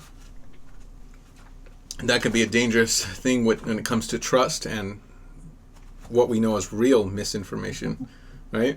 Yeah, that too. Yep. I'm learning a book about learning. Reading a book about learning, and there's a general thing that people stop learning how to learn anymore, and I have concerns in those areas too, Armin. I think Camino raised his hand. Camino, what's your questions, comments, thoughts, Google, or the situation? Yeah, I just have a comment, a couple of them. One, this whole AI thing I'm real suspicious in my mind about it, just because who developed the AI and what do they want you to know? And for example, I did a deep dive last night on Swarm token through AI, and what I got out of it, I don't have a paid version like Lisa, but what I got out of it was all the data that was generated was 2 years old. Interesting. What was your thoughts and conclusions about having that old data? That they don't want us to know what's going on, or they're just dictating what they want us to know. I don't know, I'm suspicious of it. I'm sure it's good for some things, but just keep in mind what they're feeding you. Thank you. Good point. Good point to remember. Please, thank you. All right, anyone else before we go on to the last two cryptos? Come on, baby. Baby some. All right, last two. Going once. Let's see. Let me read the chat. Superfood says garbage in, garbage out. AI is a tool, but not definite. That's correct. All right, let's do this. Let's do this. A man on his journey through a cryptocurrency market filled with troubles. Will he overcome? This summer, at a theater near you, come see an experience like any other. ChartRoom with J-Song. TRX. Tron. Oh, I like Tron. Oh, look what it's doing. It's doing good. Okay. Who's putting bald head? Oh my gosh, Triple J. Look at me, she's putting bald head. I just missing the gold chain and ring on my finger in that picture. And me. I used to be a contender. Look at that picture, my gosh. Who's showing these pictures in the chat? You guys are weird. Here we go. Still doing good in a market. Let me ask you a question logically. Let's think about this logically. It was once said to me back when I was in high school, and it's something that's resonated. It's something I've mulled over in the years past. I didn't give it as much thought as I should, but it was told to me in high school that if you really want an easy way to pick out some good stocks using the newspaper, you open the newspaper and you look at the times when the whole markets are going down and look for the ones that didn't really go down. You'll see that some went down much more early than others, and some maybe even went up slightly. The ones that went up slightly during the times when the markets were primarily down are the ones that have the higher chance of actually performing well in bullish markets. Okay, what I mean by that is that if the markets do move into a higher position in the future, which right now I don't think that's on the case, as you guys saw my report from USDT.D. But when that happens, you want cryptos like these, because the markets have been going down and those cryptos are in positions of weakness. This crypto has barely moved down. There's another like it, and that is XRP, which we're going to talk about in just a few moments today. XRP has a wide range, but it's been signaling on its support for a long time. That's why I told you guys at the top of the market months ago, I said I exited 75% of everything in the crypto market. And I moved into what? Two cryptos, XTC and XRP. When the cryptos turned negative for XTC, I got out of a lot of XTC position and rebought back some of my position at 6 cents or closer to the lower sixes. This is because I saw weakness in that crypto. Of the cryptos that were strong in a bearish market, you're going to see them lose the least amount of value. And in bullish markets, those are the ones that are going to become strong. In what I learned in the stock market when I was in high school, this is something that you can see. You're going to see that if those stocks fell barely anything, then when the stock market is bullish, those usually will be the ones that will perform the most. And I appreciate I learned this even in photography class, because we used to use newspapers for different stuff in photography class. But it was in high school that I won the stock market competition from all of my classmates. It was a class of 150 students, and I won the first place. I was failing the course, but I did good in the market there. So I got an extra credit, and they bumped me up a whole grade, and it was like plus an extra 50 extra bonus credit points or something like that. So I really love that. But this is a lesson I hope you guys remember too. Now we're going to use this kind of thought process as we go through this time of the market. The markets have been not performing so well, but look at Tron. It's barely gone against us. It's barely gone against us. In addition to this, if we're hunting the down move, what type of down move is this? And how do we find where the health is supposed to be? Can somebody show me? Somebody draw it real quick since we're coming up to the end of our class. What type of down move is this? Good job, Nardu. It's a parabolic. Nardu drew a curve like something like that. That's the type of down move for this. To draw it professionally, we'll put a curve tool. Bring up the color. Good job, Nardu. Okay. So we're left with something that's a curvature. Something has a curve to it. Okay. We want to try to collect as many of those points. But you're saying, I don't know how to collect those points. I can't see them. You can use the gesture method if you wanted to, and you can get you somewhere in the ballpark. The gesture for something like this move is going to be maybe something like that, and then the top side will be a duplication of the curve. It's going to be somewhere maybe above there, and the lower side it will be likely the same. But in general, the gesture is going to be shown, I think, on this weekly chart. It's going to be somewhere about here. Okay, so we'll bring it. Now this lets us know that there's a health marker that actually is going to appear when we build on top of that area. Are we there yet? Yes or no? To build on top? Yeah. No, we're not there yet. What can happen? We're in a downtrend. Is it possible this downtrend can continue? Yes. If it continues, is it super something to panic about? No. No, that's not. Why not? Because there's support. Because there's support still here. What about when price enters here? Is it losing its strong power play? Yes. Yeah, because look how long this line is established. Okay, so if we enter, we know where the big villain is, and we know where the little ninja that we're just fighting off to the side is. If we're like the main character of the movie, this is the boss character, and this is the henchman. Okay, if you're a Ninja Turtle, this is Shredder, maybe, and this is just a little ninja henchman. If you're Zorro, or whatever you want to imagine. Okay, this is how that looks. You can denote that with the different sizes of circles if you wanted to by making your circles smaller and larger.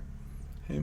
But you need to understand your larger oscillations, how they're playing, what the maximum on the board is, and it would look something like this, right? This is the larger oscillation. This is when things change for us. This is when we're going to need to start calculating our last event lines, and we're going to see how far we're going to play. Now, I'm going to give you a hypothetical just in case the weaknesses happen, but before I do that, let's finish this off. How long is price going to play in these before it has to make a decision that's either going to be bearish or bullish? And how do we calculate that? How long can price play in this area, and this is a weekly chart, before price is going to be bearish or bullish? Somebody show me how I can calculate that quite easily. Somebody show me, please. Anybody know? The answer is we use vortexes to calculate it. Can somebody show me where the vortex might be? I specifically omitted part of this so you guys can practice. 10 seconds. Good job. Right there. Good job. Okay. The first thing iPad's doing, who's iPad? I don't know who iPad is. Put your name in the thing so I can know who I'm dealing with, please. If you join on your iPad, it'll default to iPad, but you want you to change your name. Parabolics, as we learned in our art, they level out. So they don't go full circle because price doesn't go back in time. They instead level out eventually. So once they hit a horizontal plane, it's flat like that. Okay? We're going to denote this by taking a yellow block, and making it level approximately there. And that's one part of the equation. Okay? The next part of the equation is the lower support line can be extended until they meet together. They meet together approximately in these days between August 11th and August 25th. September. We're going to say it's about September 1st to August 11th. I can put this in a marker by putting the maximum times, and I'm just going to put a little call out button. And I'm just going to put it here, and I'm just going to say September 22nd, 2025. Okay? So September 22nd, there's a vortex. Now we can use this to let us know where price can play. In other words, watch me. If you're new, watch me especially. Price can come down, it can come up, it can come down, it can come up. It can waste your time and not really do anything, but just continue changing until it comes into weakness or health. So these weakness markers actually just move upwards, and this one moves across. Do you see how that works? So right now, is it time to buy? No. Not necessarily. What is it time to sell? No. Not necessarily. In other words, we're in what we call a delay territory. It can waste your time. If we're going to make a decision, is it more likely it's going to go up when the markets go up? Most likely. Is it likely it's going to come down when the markets come down? It's come down a little, not like the other cryptos. So we have a lot of breathing room. We can make an analysis and say that, hey, we got a lot of breathing room. The markets could fall and we could still be in health. Do you see how that works? The markets could fall like USDT.D, what we're expecting, and it could still be in health because we're still in the uptrend. We don't have the signal to buy, and if we're going to buy anyway, we want to buy as close as we can to the bottom in a health. In other words, I want to buy up there, right there, whatever price it is. I want to bounce out in here, and I want to buy primarily in a bullish market. Okay, it has a lot of room to fight. If I'm going to be looking at this as the characters fighting in the last battle, and I'm watching like Lord of the Rings, right? These are like the hero characters they're strong right now. The market's going against them. They're being attacked from all sides. All this, the market's going down and they're standing strong. Okay? They're not going to go down without a fight. They're not even exhausted at the moment. If anything, they're getting ready. Okay? So that's how I'm going to view this type of battle. The lowest it can fall tomorrow without the week and still be in health is 19 cents. Current price is 23 cents. Does that make sense? Does anybody have any questions regarding a crypto like Tron? Okay, we hunt the down move. When you have the down move, you start knowing when it has a chance to start moving up again. This is the last down move. This is the chance when it started moving up. It wasn't really doing much until then. When it got through to that side, it had a chance to go up. Same with this one right now, okay? We're being pulled back, okay? I'll give you a few more about this before I move on, but does everybody understand so far what I'm talking about? Does that make sense? Am I speaking Greek? Possibly. You think this will go straight up once it moves into health? That's part of my next question. If it does go up, we'll have a high chance to hit $1.72 now. The number goes even higher as time goes on. There's going to be ways we can calculate it, but don't be surprised if Tron is as a maximum of at 172 just in the season. Don't say it. Oh, it can't do that. Who thinks it can't happen? I'm going to prove to you on a chart it can happen. Ready? Who's ready? I'm going to show you. You can hit $1.72. You're telling me it's going to go from 23 cents to $1.72, J-Song? I'm telling you it's possible. Here's how I know it's possible. Look. Okay, hold on. Watch. If I take the previous distance of the oscillation, when price back here moved this much, percentage-wise, okay, and I take that, rough. Actually, let's do it back here, just to show you professionally, okay? If I take this distance from here to here, okay, not even counting for the extremities like the wicks, okay, just the base oscillation, okay, and by wicks, a lower wick, okay, all of that extra stuff, and I move percentage-wise to where we're at, from the lower energy, from the lower support, I can hit that distance and more. I could literally hit $3. The percentage gained, if that was possible, is somewhere around 1,000%, 1,500% to be exact. Take a look. From here to here, it was 1,500%. It can't do that. It's within its own oscillation. Yes, it can. Yes, it can. Okay, so I'm letting you guys know how you can do that. It's possible. Okay, these are accurate. It's possible. Okay, somebody, Superfood saying BTC and Tron are connected. Thank you, Superfood. Okay, I'm letting you know what's on the table, possibly. Okay, if I'm gonna be bullish the markets, I want to be looking at cryptos like Tron. Okay, I want to be looking at cryptos like Tron. I'm going to write some of this that we've learned so far, and then I'm going to give you just a few more. Okay, let's put a text box, and I'm going to say April 5th, 2025.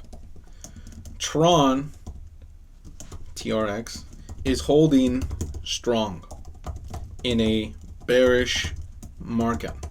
It has pulled back the least. Based on the parabolic and vortex in red, the maximum time price has until it has to make a decision is September 22nd week of 2025. Okay, that's when it has to make a decision. It has to either be bullish or bearish. If it just does the same, it's going to be bearish. Okay, let me remind you, if price only does the same thing and it just goes straight across, it will be entering bearish territory. If it breaks above, that's good. But even if it doesn't have any change and all it does is just go straight across, you're going to be bearish. Okay, that's what that means. Now, let's finish. Okay, so at the moment, it appears to be in delay territory. Now, let me ask you a question. If this is a pullback, what type of volume do we want to see in, if I was using a macro view overall, What type of volume might I want to see on a pullback that would tell me this I'm dealing with a correction? And what type of volume might I want to see in the up moves? This is where I do in a macro analysis that's usually in green. Good job, Toya. Toya says we want to have low volume for the down move, and that would equal a correction. That means that approximately from this area to this area, we want to see a decrease in volume. Okay, that's what we want to see. We want to see a decrease in volume. What about in this move up here? What type of volume are we looking for on average in this move from here to here? So during our up move analysis versus our down move analysis, what type of move do we want to see in the uptrend? Increase volume? We want to see increased volume. And if we do see these kinds of things, it would indicate that we're looking primarily at a sentiment where the market is moving in harmony upward and it is rejecting by and far the down move. That's exactly what I would want to see in the volume that would indicate a sentiment that the market would go higher. Now, this is one way of viewing volume, and it would be called, we call this the macro view VSA. I have very special teachings on this in the bonus section on our lessons page. So go to the lessons page 6.0 and scroll to the bottom. You're going to see where it says bonuses. And these bonuses are filled this year. I do teachings on a macro view of volume spread analysis.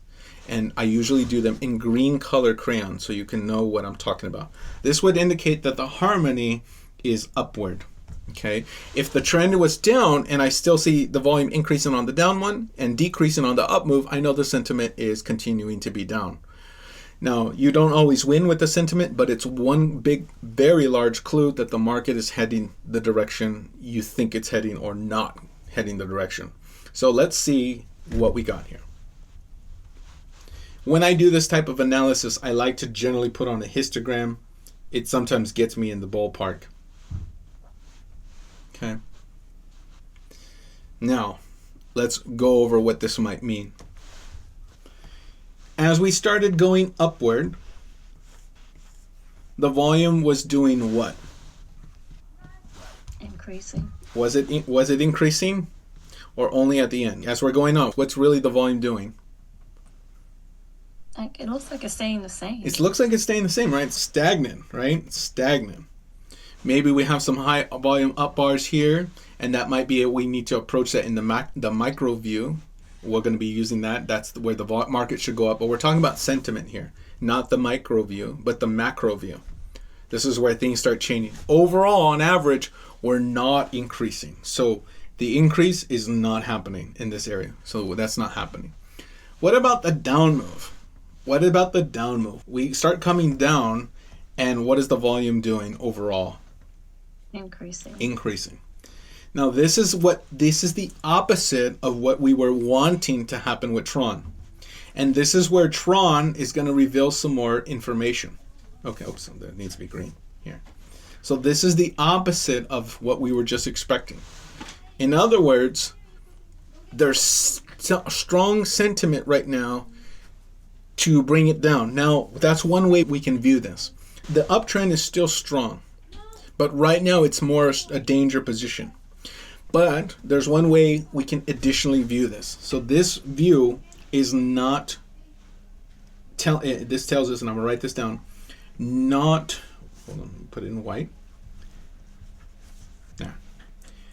No harmony interpreted. Okay, that means I don't have a strong sentiment. Okay, this means no strong bullish sentiment at the moment in the macro view. Macro bullish. Now that is not bearish, it just says I don't have a strong bullish sentiment. Yeah, sentiment. Okay, this is not super bearish, and I'm going to show you why. Okay, there's one thing that we can use that has to happen in accumulation phases. Okay, if we see a down move with strong buying coming in, what does it mean And then what are we looking for next for that to happen? Let me show you. If this particular down move, we had lots of volume, okay, especially on the down move, we had an increase in volume on this down move. And there was lots of volume in that area. But what happened to the volume as we challenged over and over and then finally moved into health? When we moved into health, what can we see what was actually happening even when there was strong volume? What was the volume doing? You see it? What was the volume doing? Decreasing. So it's okay to have large volume, but we want to see something that's happening within that low down move. This means that professionals were entering the money. The professionals were entering with their money. Big money was entering into the markets, and they were absorbing the supply. You see this? At this area, we have a no demand situation. Okay, no demand. This is where the volume is dried up. Big money came in and they were winning the game. Then when we enter health, it's ready for its price to go up. Does that make sense? This is going to be what we call absorption. Okay, they accumulate over multiple periods, and they're winning. They're not just accumulating, but they're actually able to digest what they got. If there was an increase in volume, they'd be losing the game and we'd see markets come down. Instead, we see them entering the game and they're winning the game by draining the market of the supply. Then when the move comes into health, you're able to go up because they won the game. Professionals have to enter on down bars, down moves, and down trends. We talk about this in my monologue on lesson number 17. The world is not ending just because we see strong volume now. It may mean the sentiment is not ready, and it could last a long time, such as we already gave you in our previous example. It can last until when? I showed you. The answer was, what was the answer? Does anybody remember? How long can we play this game? September. What month is it now? It is April. What am I doing by explaining these things? I'm calming you down. Okay, listen to me. There's so many people, especially the Christian communities. We need to break greed. I understand you want wealth transfer to happen, but it happens. Markets happen and move a lot slower than some of you think. It's not just like a vending machine where you just put in money and you just make money like that. It's not that type of thing. It's get rich slow. And if you're so greedy or you're blind to it, you're going to be throwing all your eggs in one basket many times, and it's going to stop you from getting in positions that you should over time, or getting into positions that are going to waste your time for a long time. What's more important or appropriate is to remember scriptures like the Bible says, you invest in 7 ventures, for you do not know what will befall the land. You don't know what's going to all happen. Your job is to interpret as best you can. When it came time for Joseph to interpret the seasons that was going to happen, or the king's dream, the Lord was saying, hey, there's going to be abundance. And that abundance was 7 years. But there was also a famine, and the famine was 7 years. The Lord will help reveal the times and seasons. It's your time to prepare. We want it like right now. We want it now. When the Passover happened in the very first, when the Passover happened in the first wealth transfer, when Moses told the people to get the gold. For us, we can read the story in a single night. But in reality, there was periods of darkness. There was times when Moses would visit Pharaoh, then they would suffer and bad things happen, and then he would say, okay, I'll let him go, just stop. And then he would change his mind. In other words, there was ups and downs until there was a final culmination of the wealth transfer event. There's going to be ups and downs. There's going to be times like, oh, did you hear the latest rumor? Pharaoh said he's going to let us go tomorrow. But there's, in reality, 6 or 7 more plagues to go. Does that make sense? And God allowed this. So when you hear things like from the prophetic community, oh, transfer is going to happen, you're like, yeah, I'm all in. And when it doesn't happen, you become very discouraged. And many of you are burned out. As Prophet Robin preached many years ago, because of the manipulation that's in the markets, many people will be burned out of crypto. And they're going to be moving out of position longer term when they probably should. Am I speaking to somebody? I hope I am. We now have concluded almost everything in this section by reading the game from both sides. We read the bullishness. We read some of the bearishness. We read maximum times. We read harmony. We read examples of what we would want like for harmony. But we also were accepted of reality. Reality's telling us, hey, the sentiment's not there, at least not now. But we also saw that it's not without hope. We saw that the professionals have to enter on down moves, but the game can take quite a long time. Remember, this giant W in the background means weekly chart. Each one of these bars is 1 week worth of time. Therefore, the time between here and here was how long? It looks like this was July of 2021. And here, when we finally entered into health, was all the way January of 2023. Are you hearing me? Does this put things in perspective for a lot of people? Because a lot of you are playing the game too close. You're day trading when you don't even understand what's happening in the larger story. And some of you are not supposed to be day trading. Some of you are not supposed to be day trading at all. You continue to do your jobs, continue to do your things, and position yourself for the larger story. I would challenge you a little bit further. I'm not always going to be here in this capacity. I'm not always going to be teaching ChartRoom. I'm going to be doing a lot of other things in my life, and I can't wait for you to see some of those things that is important to me or that I'm going to be releasing. The books, music, and I will leave you with some manuscripts and data.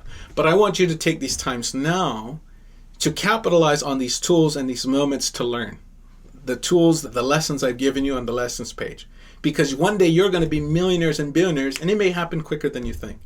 And when it happens, you're going to need to further analyze the markets going into the future, because you're going to have millions of dollars on the line. You think it's bad now. Wait till you have millions of dollars on the line. You're going to be like, and I hope, but I know it's not going to happen. But I hope, I know it's going to happen, but I can see some of you who are watching online or watching this, you're going to be like, man, I wish Jason was here. Unfortunately, I won't be able to be there in the capacity that I am always. But here I am now. And you can learn some of these simple things. That's why I want you to take it serious. The Lord will reveal all the secrets. He is going to reveal a lot of things in the times and the seasons. Don't be surprised if it takes longer. All right. Let's finish up with TRX, right? Okay. Amen. In TRX, we're more likely to stay here until the supply is absorbed. I'll show you quickly how to see the gameplay. You guys ready? I promise you, I'm going to show you how to know with more clarity if we're going to be breaking down or we're going to break up. Okay, just because there's an increase in volume, then not all hope is lost. So you ready? I'm going to show you how to do it. You guys ready? Pay attention to this last part. I'm going to show you how we're going to know if we're going to be looking to further down or we're going to go up. Real quick, I'm going to turn on a daily chart. Then I'm going to turn off my histogram on my volume. Okay, I'm going to double click on my volume. Stretch it out. I'm going to turn off my histogram. This is where I'm going to read my macro view. Turn this to a line. Make it blue. Get it out the way. Good. Okay. This is how we're going to do it. I'm going to identify the VZB, the volume zone block. It's a block of volume of where the buying is happening. If there's an increase in volume on the down move, especially if the down moves into health, and it could be in now or again in August, then we're going to be looking at the lows and comparing the volume areas at those lows. In other words, these 4 areas, maybe 5. We're going to be looking for absorption. If I mark these areas in the volume, what type of volume am I going to be looking at to indicate I'm going higher? Does anybody remember from our earlier lesson today or on Wednesday this past week? What type of volume am I looking at? What am I going to be looking to see?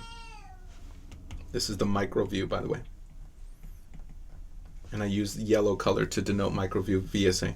What type of volume am I looking to happen at these points in this volume zone block? Put it in chat, unmute your microphone. Somebody give me an answer.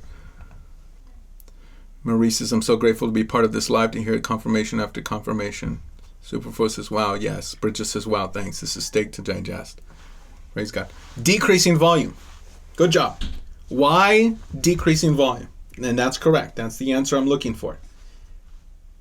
I proved it to you a little while ago, and I prove it to you all the time, what we're looking at to show you something. We need decreasing volume, but why? Why do we need decreasing volume at these points? Let's give them some numbers, and somebody answer my question. Here's 1, 2, 3, 4, 5. And I'm looking for decreasing volume. Why am I looking for decreasing volume at those areas? Somebody Because please. they would absorption. They would have absorbed. Because that means they're absorbing. That means that even if they are buying, they have to win the game. Does that make sense? So they have to drain the supply. I'm going to show you one more time, and we're gonna draw it on here. Okay. Remember what I taught you in the last weeks. Look what happened here. They were buying, but they have to win the game. They have to absorb the supply so that they have the bulk of the supply. Think of it like Monopoly. It's a quite simple game, but it's very profound. Before you can raise the prices and even build houses and hotels, you have to do something first. What do you have to do with the properties on those blocks? Monopoly. I know you've all played it. You have to buy them up. You have to buy them up, right? You have to buy all the houses on the block. If you just have 2 houses of red and 2 houses of orange on the block, can you raise the prices? No. You cannot. It's like that in real life. If you don't have all the cards in your hand, you can't make the shots. When you have all the cards, you can call the shots. If you have what the other person needs, but you're the only person who owns it, just look at Rockefeller. Look at Rockefeller in the oil industry. What did he do? He ended up buying out all his competition slowly. While everything looked bleak and grim, he even brought the prices against his own self for a long time. He wasn't making money. He was practically giving oil. In fact, in many cases, he was buying the oil and giving it basically for free for a long time. But what was Rockefeller doing? He was slowly absorbing the supply. He even went as far as preventing his opponents from, even when they did buy up and they refused to sell, he would sabotage the supply line by buying up the land. He would purchase the land just to make it hard for them, and they had to circumnavigate just to bring the oil supply until they were like, that's it, I'm done. And they kept giving of the supply. In other words, in a market that became despondent, or they became very dejected, they were like, that's it, I'm done, I'm out.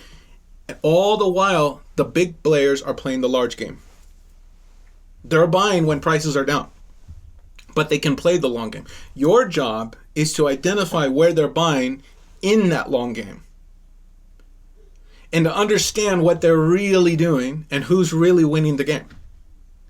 If they're winning, then you're going to see them own more and more, and the opponents own less and less, and you'll actually see the supply absorbing. So they have to have this thing called absorption. Does that make sense? You have to understand this. Okay. This happened on the weekly chart. I'm now showing you how to find it on the daily chart in this recent down move. Pay attention, please. To win the game, you have to absorb the supply. You have to buy all the pieces first. You have to have the bulk of the supply in your hands, or the hands of the strongholders.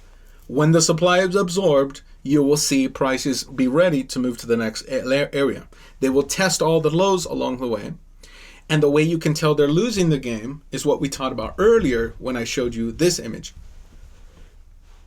When we see one of these 3 scenarios, an increase, an equal to, or aggregate high, comparing those 2 areas. This was a simplistic example on Google. This is a more complex version with multiple bottoms, but it's nonetheless difficult to read. We're going to be looking for supply to be drained. So let's do it. Okay, let's do it. I'm going to put on the volume, and we're going to read this together, and you guys can do it. Ready? Here. Here's area number 1. Here's area number 2. Here's area number 3. Here's area number 4. These lows are still high. Good. This actual high is related to this bar up there. Okay, good. Overall, the volume was high in the first areas. They challenged it again, these 2 times, and the volume is increased. lot of supply at these areas. That means the bulk of the trading should continue at these areas. They tested it very deep in here. They came up again and the volume was still high, even just at the mids. They challenged it again in these areas, and now we're starting to get our first strong pattern of decreased supply. This is a good sign that they're winning the game. They're going to buy as much bulk of the supply, and we can see that in the harmony that we saw, the increase in volume. In this case, it was telling us they're entering at the least. They may not be winning yet, but they're entering. Now as we zoom in, we can see first clues that they may be winning. In any case, if it's still aggregately high in these areas, which it doesn't appear to be, this high was actually up here at the very top, that bar.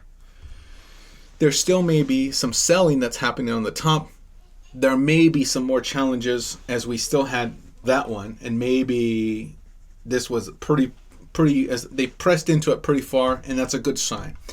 Overall, I'm going to be looking carefully for the breakout, which could happen soon. It can happen in the next bullish market. If the markets are continually bearish, I'm going to be looking for another no demand situation with very low volume. No demand. Already this is going to be what we call a low demand, and it's a good sign. It's when I see these no demand situations after a period of buying, that's when I pay attention. So I'm going to pay attention now, and I'm also going to pay attention if we do come back to 21 cents. 21.20, let's see, 21.50 on average. Okay, so it's 21.50 on average. Is there an up move in here? Yeah, there's an up move. It's approximately about here. Will a weakness appear? Possibly. And if so, the whole buying zone block is pretty wide. So I'm not going to be greedy. I'm going to be wise, and I'm looking for the average prices in those areas if I'm going to buy, and then I'm going to look for that situation. No demand. Look for that. Okay. Do I have any questions about what to look for as we enter in this next season? Okay. This is going to be aggregately lower, and it's going to look like a no demand. No demand. Okay. ND. If we see that, I'm going to be very happy with buying at a low. And if I get a breakout, I'll probably buy more, and then we'll look to go to some of those higher prices. Do I have any other further questions about my take or thoughts or opinions regarding this crypto? Okay, going once. I won't spend long on XRP because we talk about it all the time. Okay, I'm going to put that in my final thoughts for Tron. Bring it down here. Tron is holding strong. It appears to be in delay territory. The volume in the micro view appears to be drying up. This is a good sign.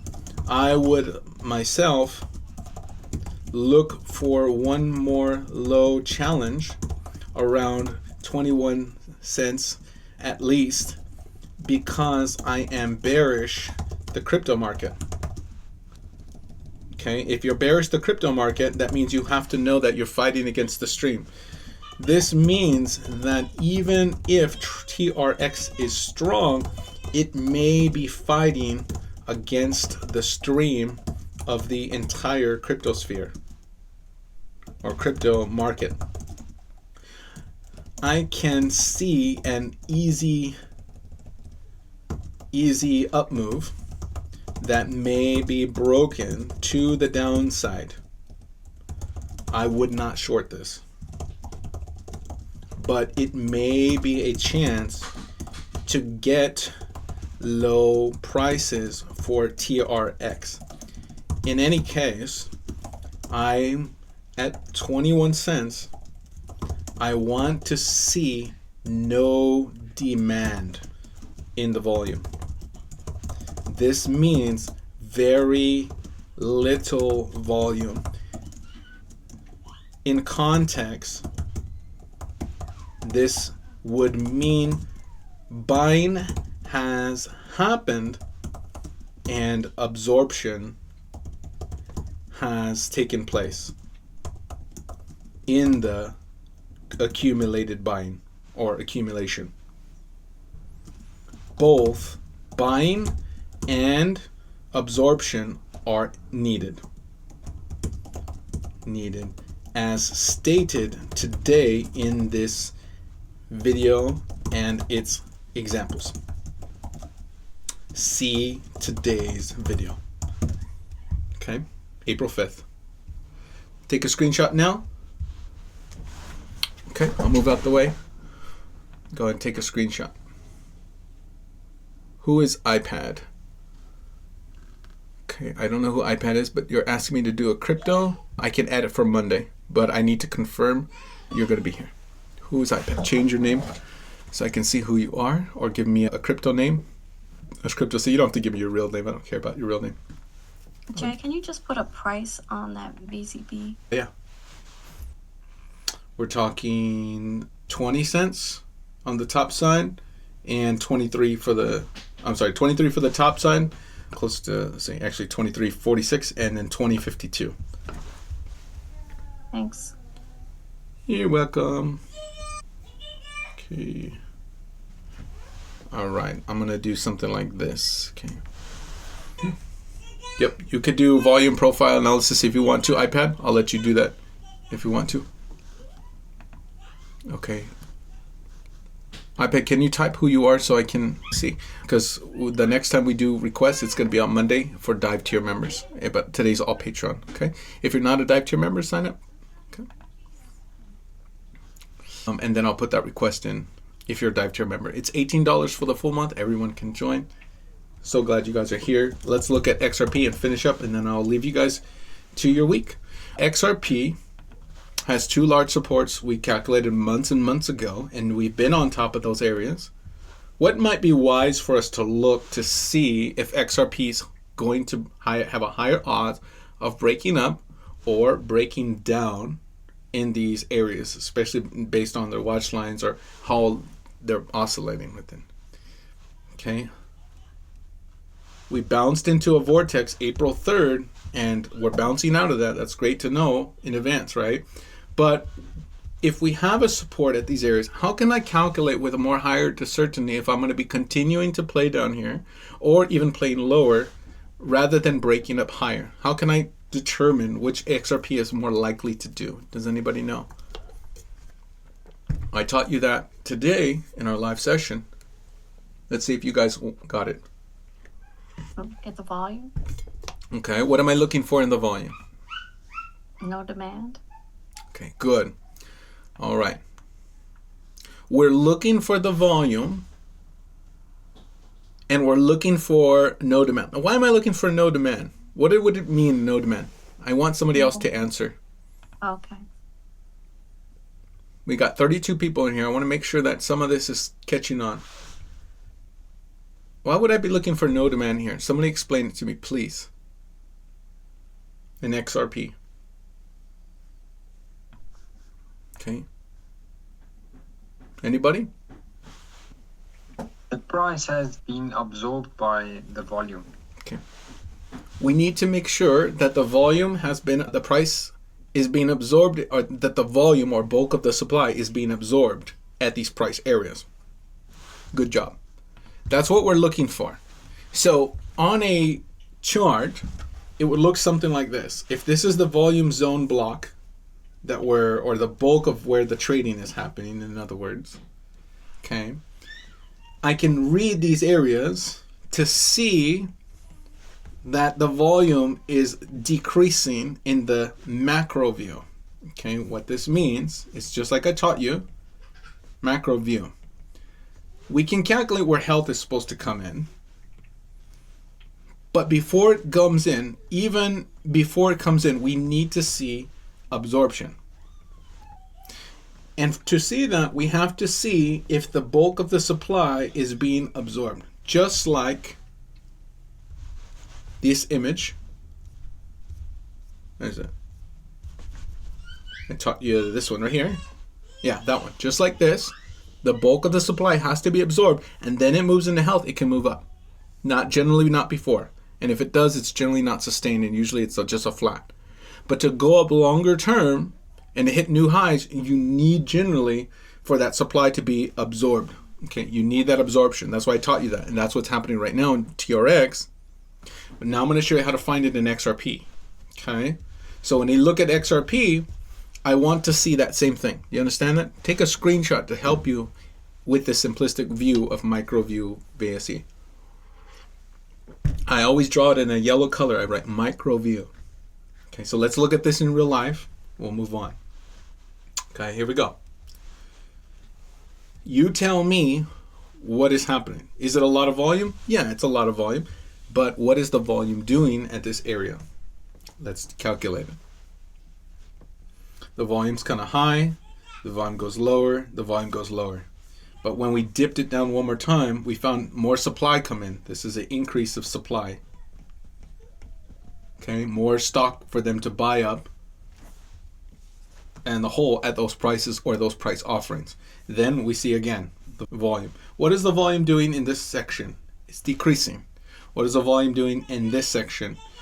Decreasing. Is this a good sign or a bad sign for higher prices?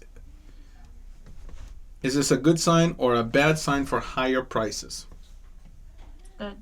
It's a very good sign. If we see this, does this tell us the supply has been fully absorbed or absorbed as a whole? Yes or no? Is the supply absorbed yet?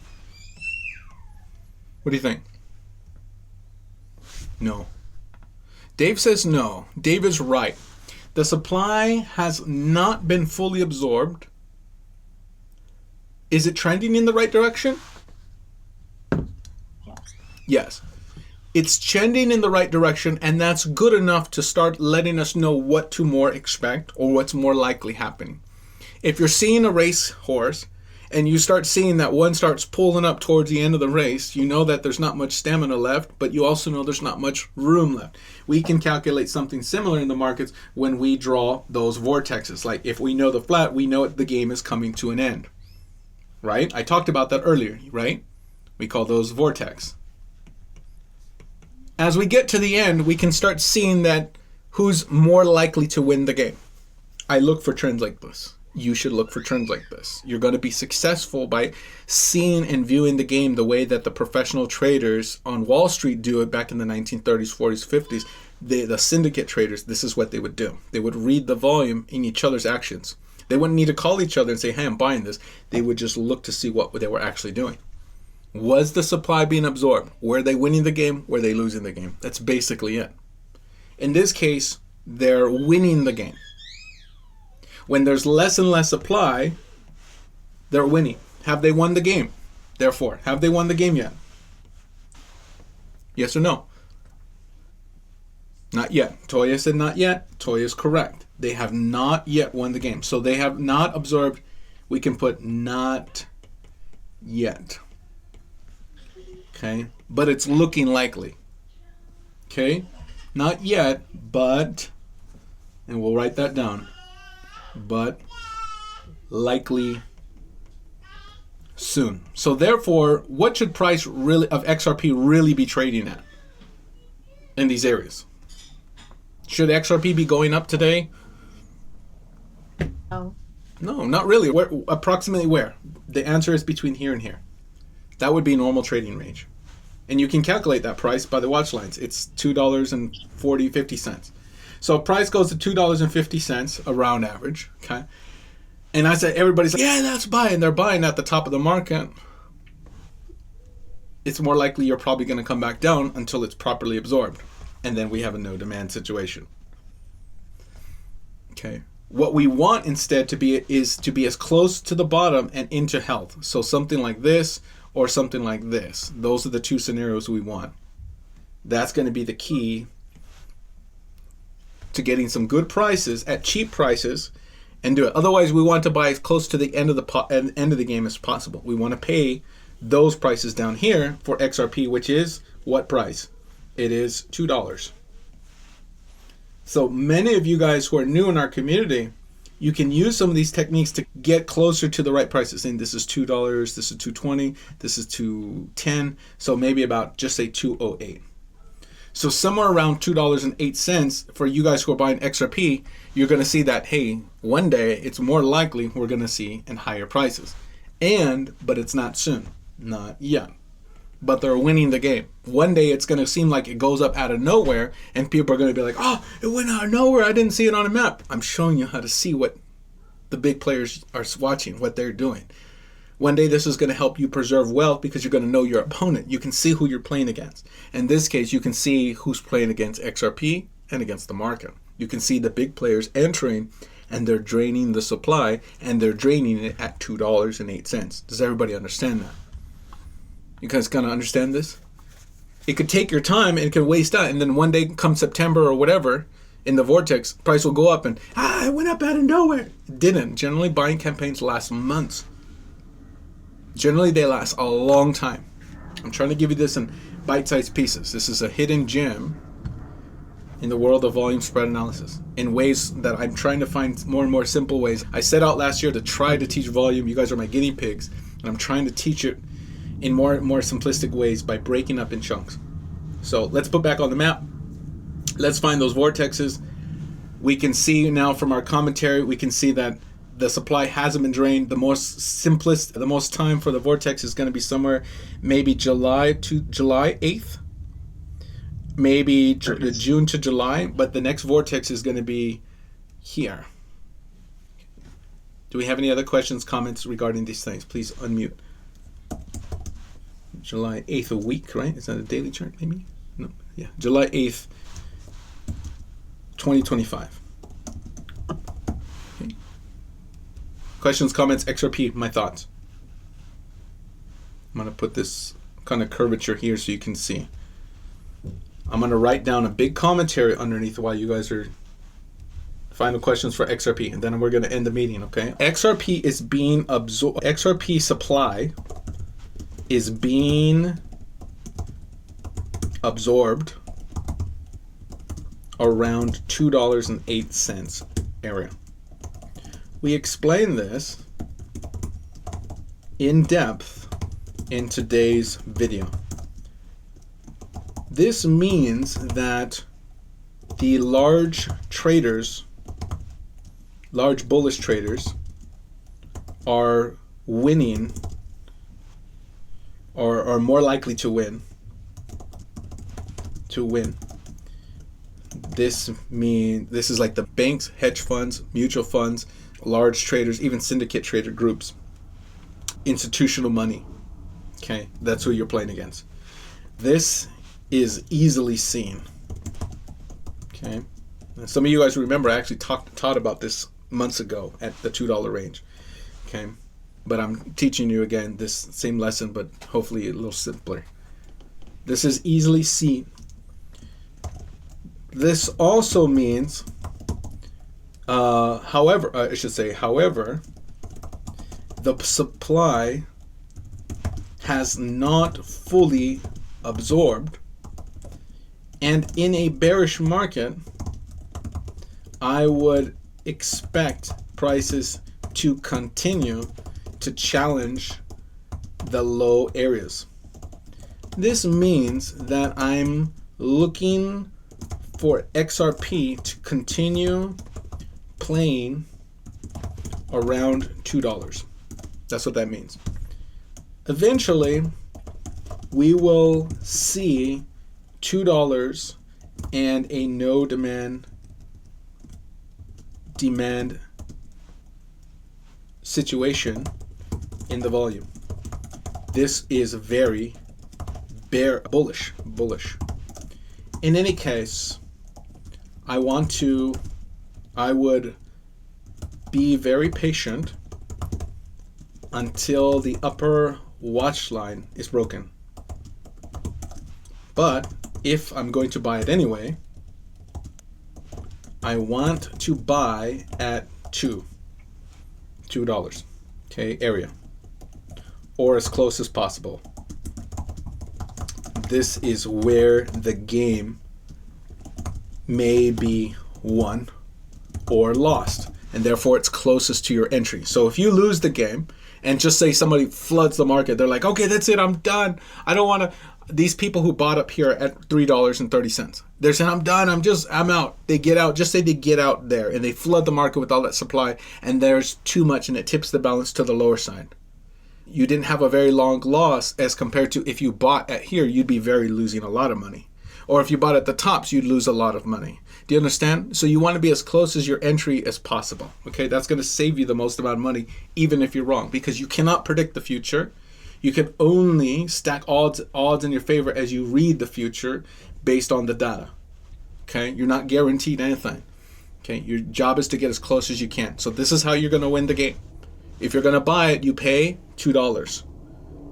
You're not going to pay these higher prices up here. The next higher price is $2.63. You'll be buying at the top of the market. Don't chase it. Buy it at $2. In the next bearish season, you're going to pay these prices. The prices are around $1.91 for the low, and for the high, it's around $2.04. But somewhere around $2 is the area you want. Okay, we're going to pay attention to today because that's where we're supposed to have the bounce on April 3rd, which we're already bouncing. Then we're going to pay attention to May and pay attention to July. Okay, and in between, we're going to sleep, we're going to rest, we're going to set our alarms. Here's how you set an alarm on the bottom side. If you're going to pay attention, you're going to buy it anyway at 2. Set a flat line, okay, around $2. Okay, then stretch it out if you want to. Make the line thinner. We're going to click the alarm clock button, set an alert. XRP is around $2. This may be good prices. Create. Next time the XRP hits these low, you're going to get a notification, and then you can go in your exchange and maybe purchase some XRP. Until then, you're probably going to want to sleep. All right, you're probably going to want to rest. Let the market come to you. You fish. You don't go into the water and jump and catch the fish. Some of you guys do. For the most part, in fishing, you let the fishing come to you. I hope I did a good job explaining. Father, I pray that for our community, may you give them peace. May you bless them until we meet again. I pray that you would bless them when we meet tomorrow for the Word Room, 5 p.m. Eastern Standard Time. Lord, I pray that you would give them minds to understand and comprehend as much as possible. The scripture tells us that you said, I have many more things to share with you, many more things than you can now bear. But when he, the Spirit of truth, comes, he will lead you and guide you in all understanding. So, Holy Spirit, we ask that you would lead us and guide us in all understanding. Sharpen our minds, sharpen our understandings. Show us the secrets. You said such things like, these things have been hidden from the learned and the wise and revealed to such as little children. And if little children can understand secrets like these, then maybe you can help us, Lord. In fact, I know you can. You'll take our simple minds and put it in a way we can understand. Help us do that same thing when we're sharing the gospel. When we're sharing the gospel with our neighbor. I pray that you would give peace and a calmness to all those in wealth transfer. Quell their anxious hearts and work out the greed inside of them before the wealth transfer happens. Wring out the greed from them. Let us not be consumed by greed. Many people in prosperity gospels have been led astray because of their desire for great wealth. Break it from us, Lord. Break it from us. We don't need the wealth. You are our treasure. The scripture tells us where our treasure is, there our hearts are also. You are our treasure. In you is all things. And if you will give it to us, praise God. But if you never give it to us, praise God. It doesn't stop our love from you. You are first. And I thank you, Lord. And you will be our last love. Now, Lord, I thank you that you've told us prophetically we would enter these things. But I pray that we would have the heart and character to maintain what you give us. The Bible says, what good does it do for a man to inherit the whole world, but lose his own soul? I don't want to lose my soul because of the money, because of the wealth. The Israelites had the gold, but it turned into a golden calf, and they died because of it. They had the gold, but they couldn't even enjoy it because it stopped them from entering the promised land. Our promised land is eternal heaven. What good is it to get the gold but die in the wilderness, to die on our earth? Many of them got on your bad side because they become corrupted with what they had. Some of them even had a strong sense of entitlement once they got the gold. They stopped listening to Moses. We have gods, they said. We don't need Moses anymore. And they put you aside. They put you aside to follow after false gods because they had money and no one can tell them what to do anymore. I pray we use this time now to sharpen our character before you so that our way is not perverse, so that our way is guarded. Guard our hearts, Lord. We don't care about the money. We care about you, and we care about the character that can maintain the wealth. Solomon had the right idea in the beginning when he was about to inherit his father's kingdom. He said, Lord, give me understanding. He told you that he feared you. He loved you. And until the day when he lost his fear, he was the most blessed man. We want to be like Job, who you can give the wealth of the world to, but take it away if you need. And still he didn't turn his character and heart towards you. He only turned to you more. He was upset with what happened, but he loved you. And when his own wife told him to curse God, he told her, you're speaking like a mad woman. And he worshiped the Lord. Whether we have wealth or not, we worship you. It doesn't make us. It should only enhance us. May we be enhanced. May we be increased. And may you prosper us. But prosper us in the Spirit first.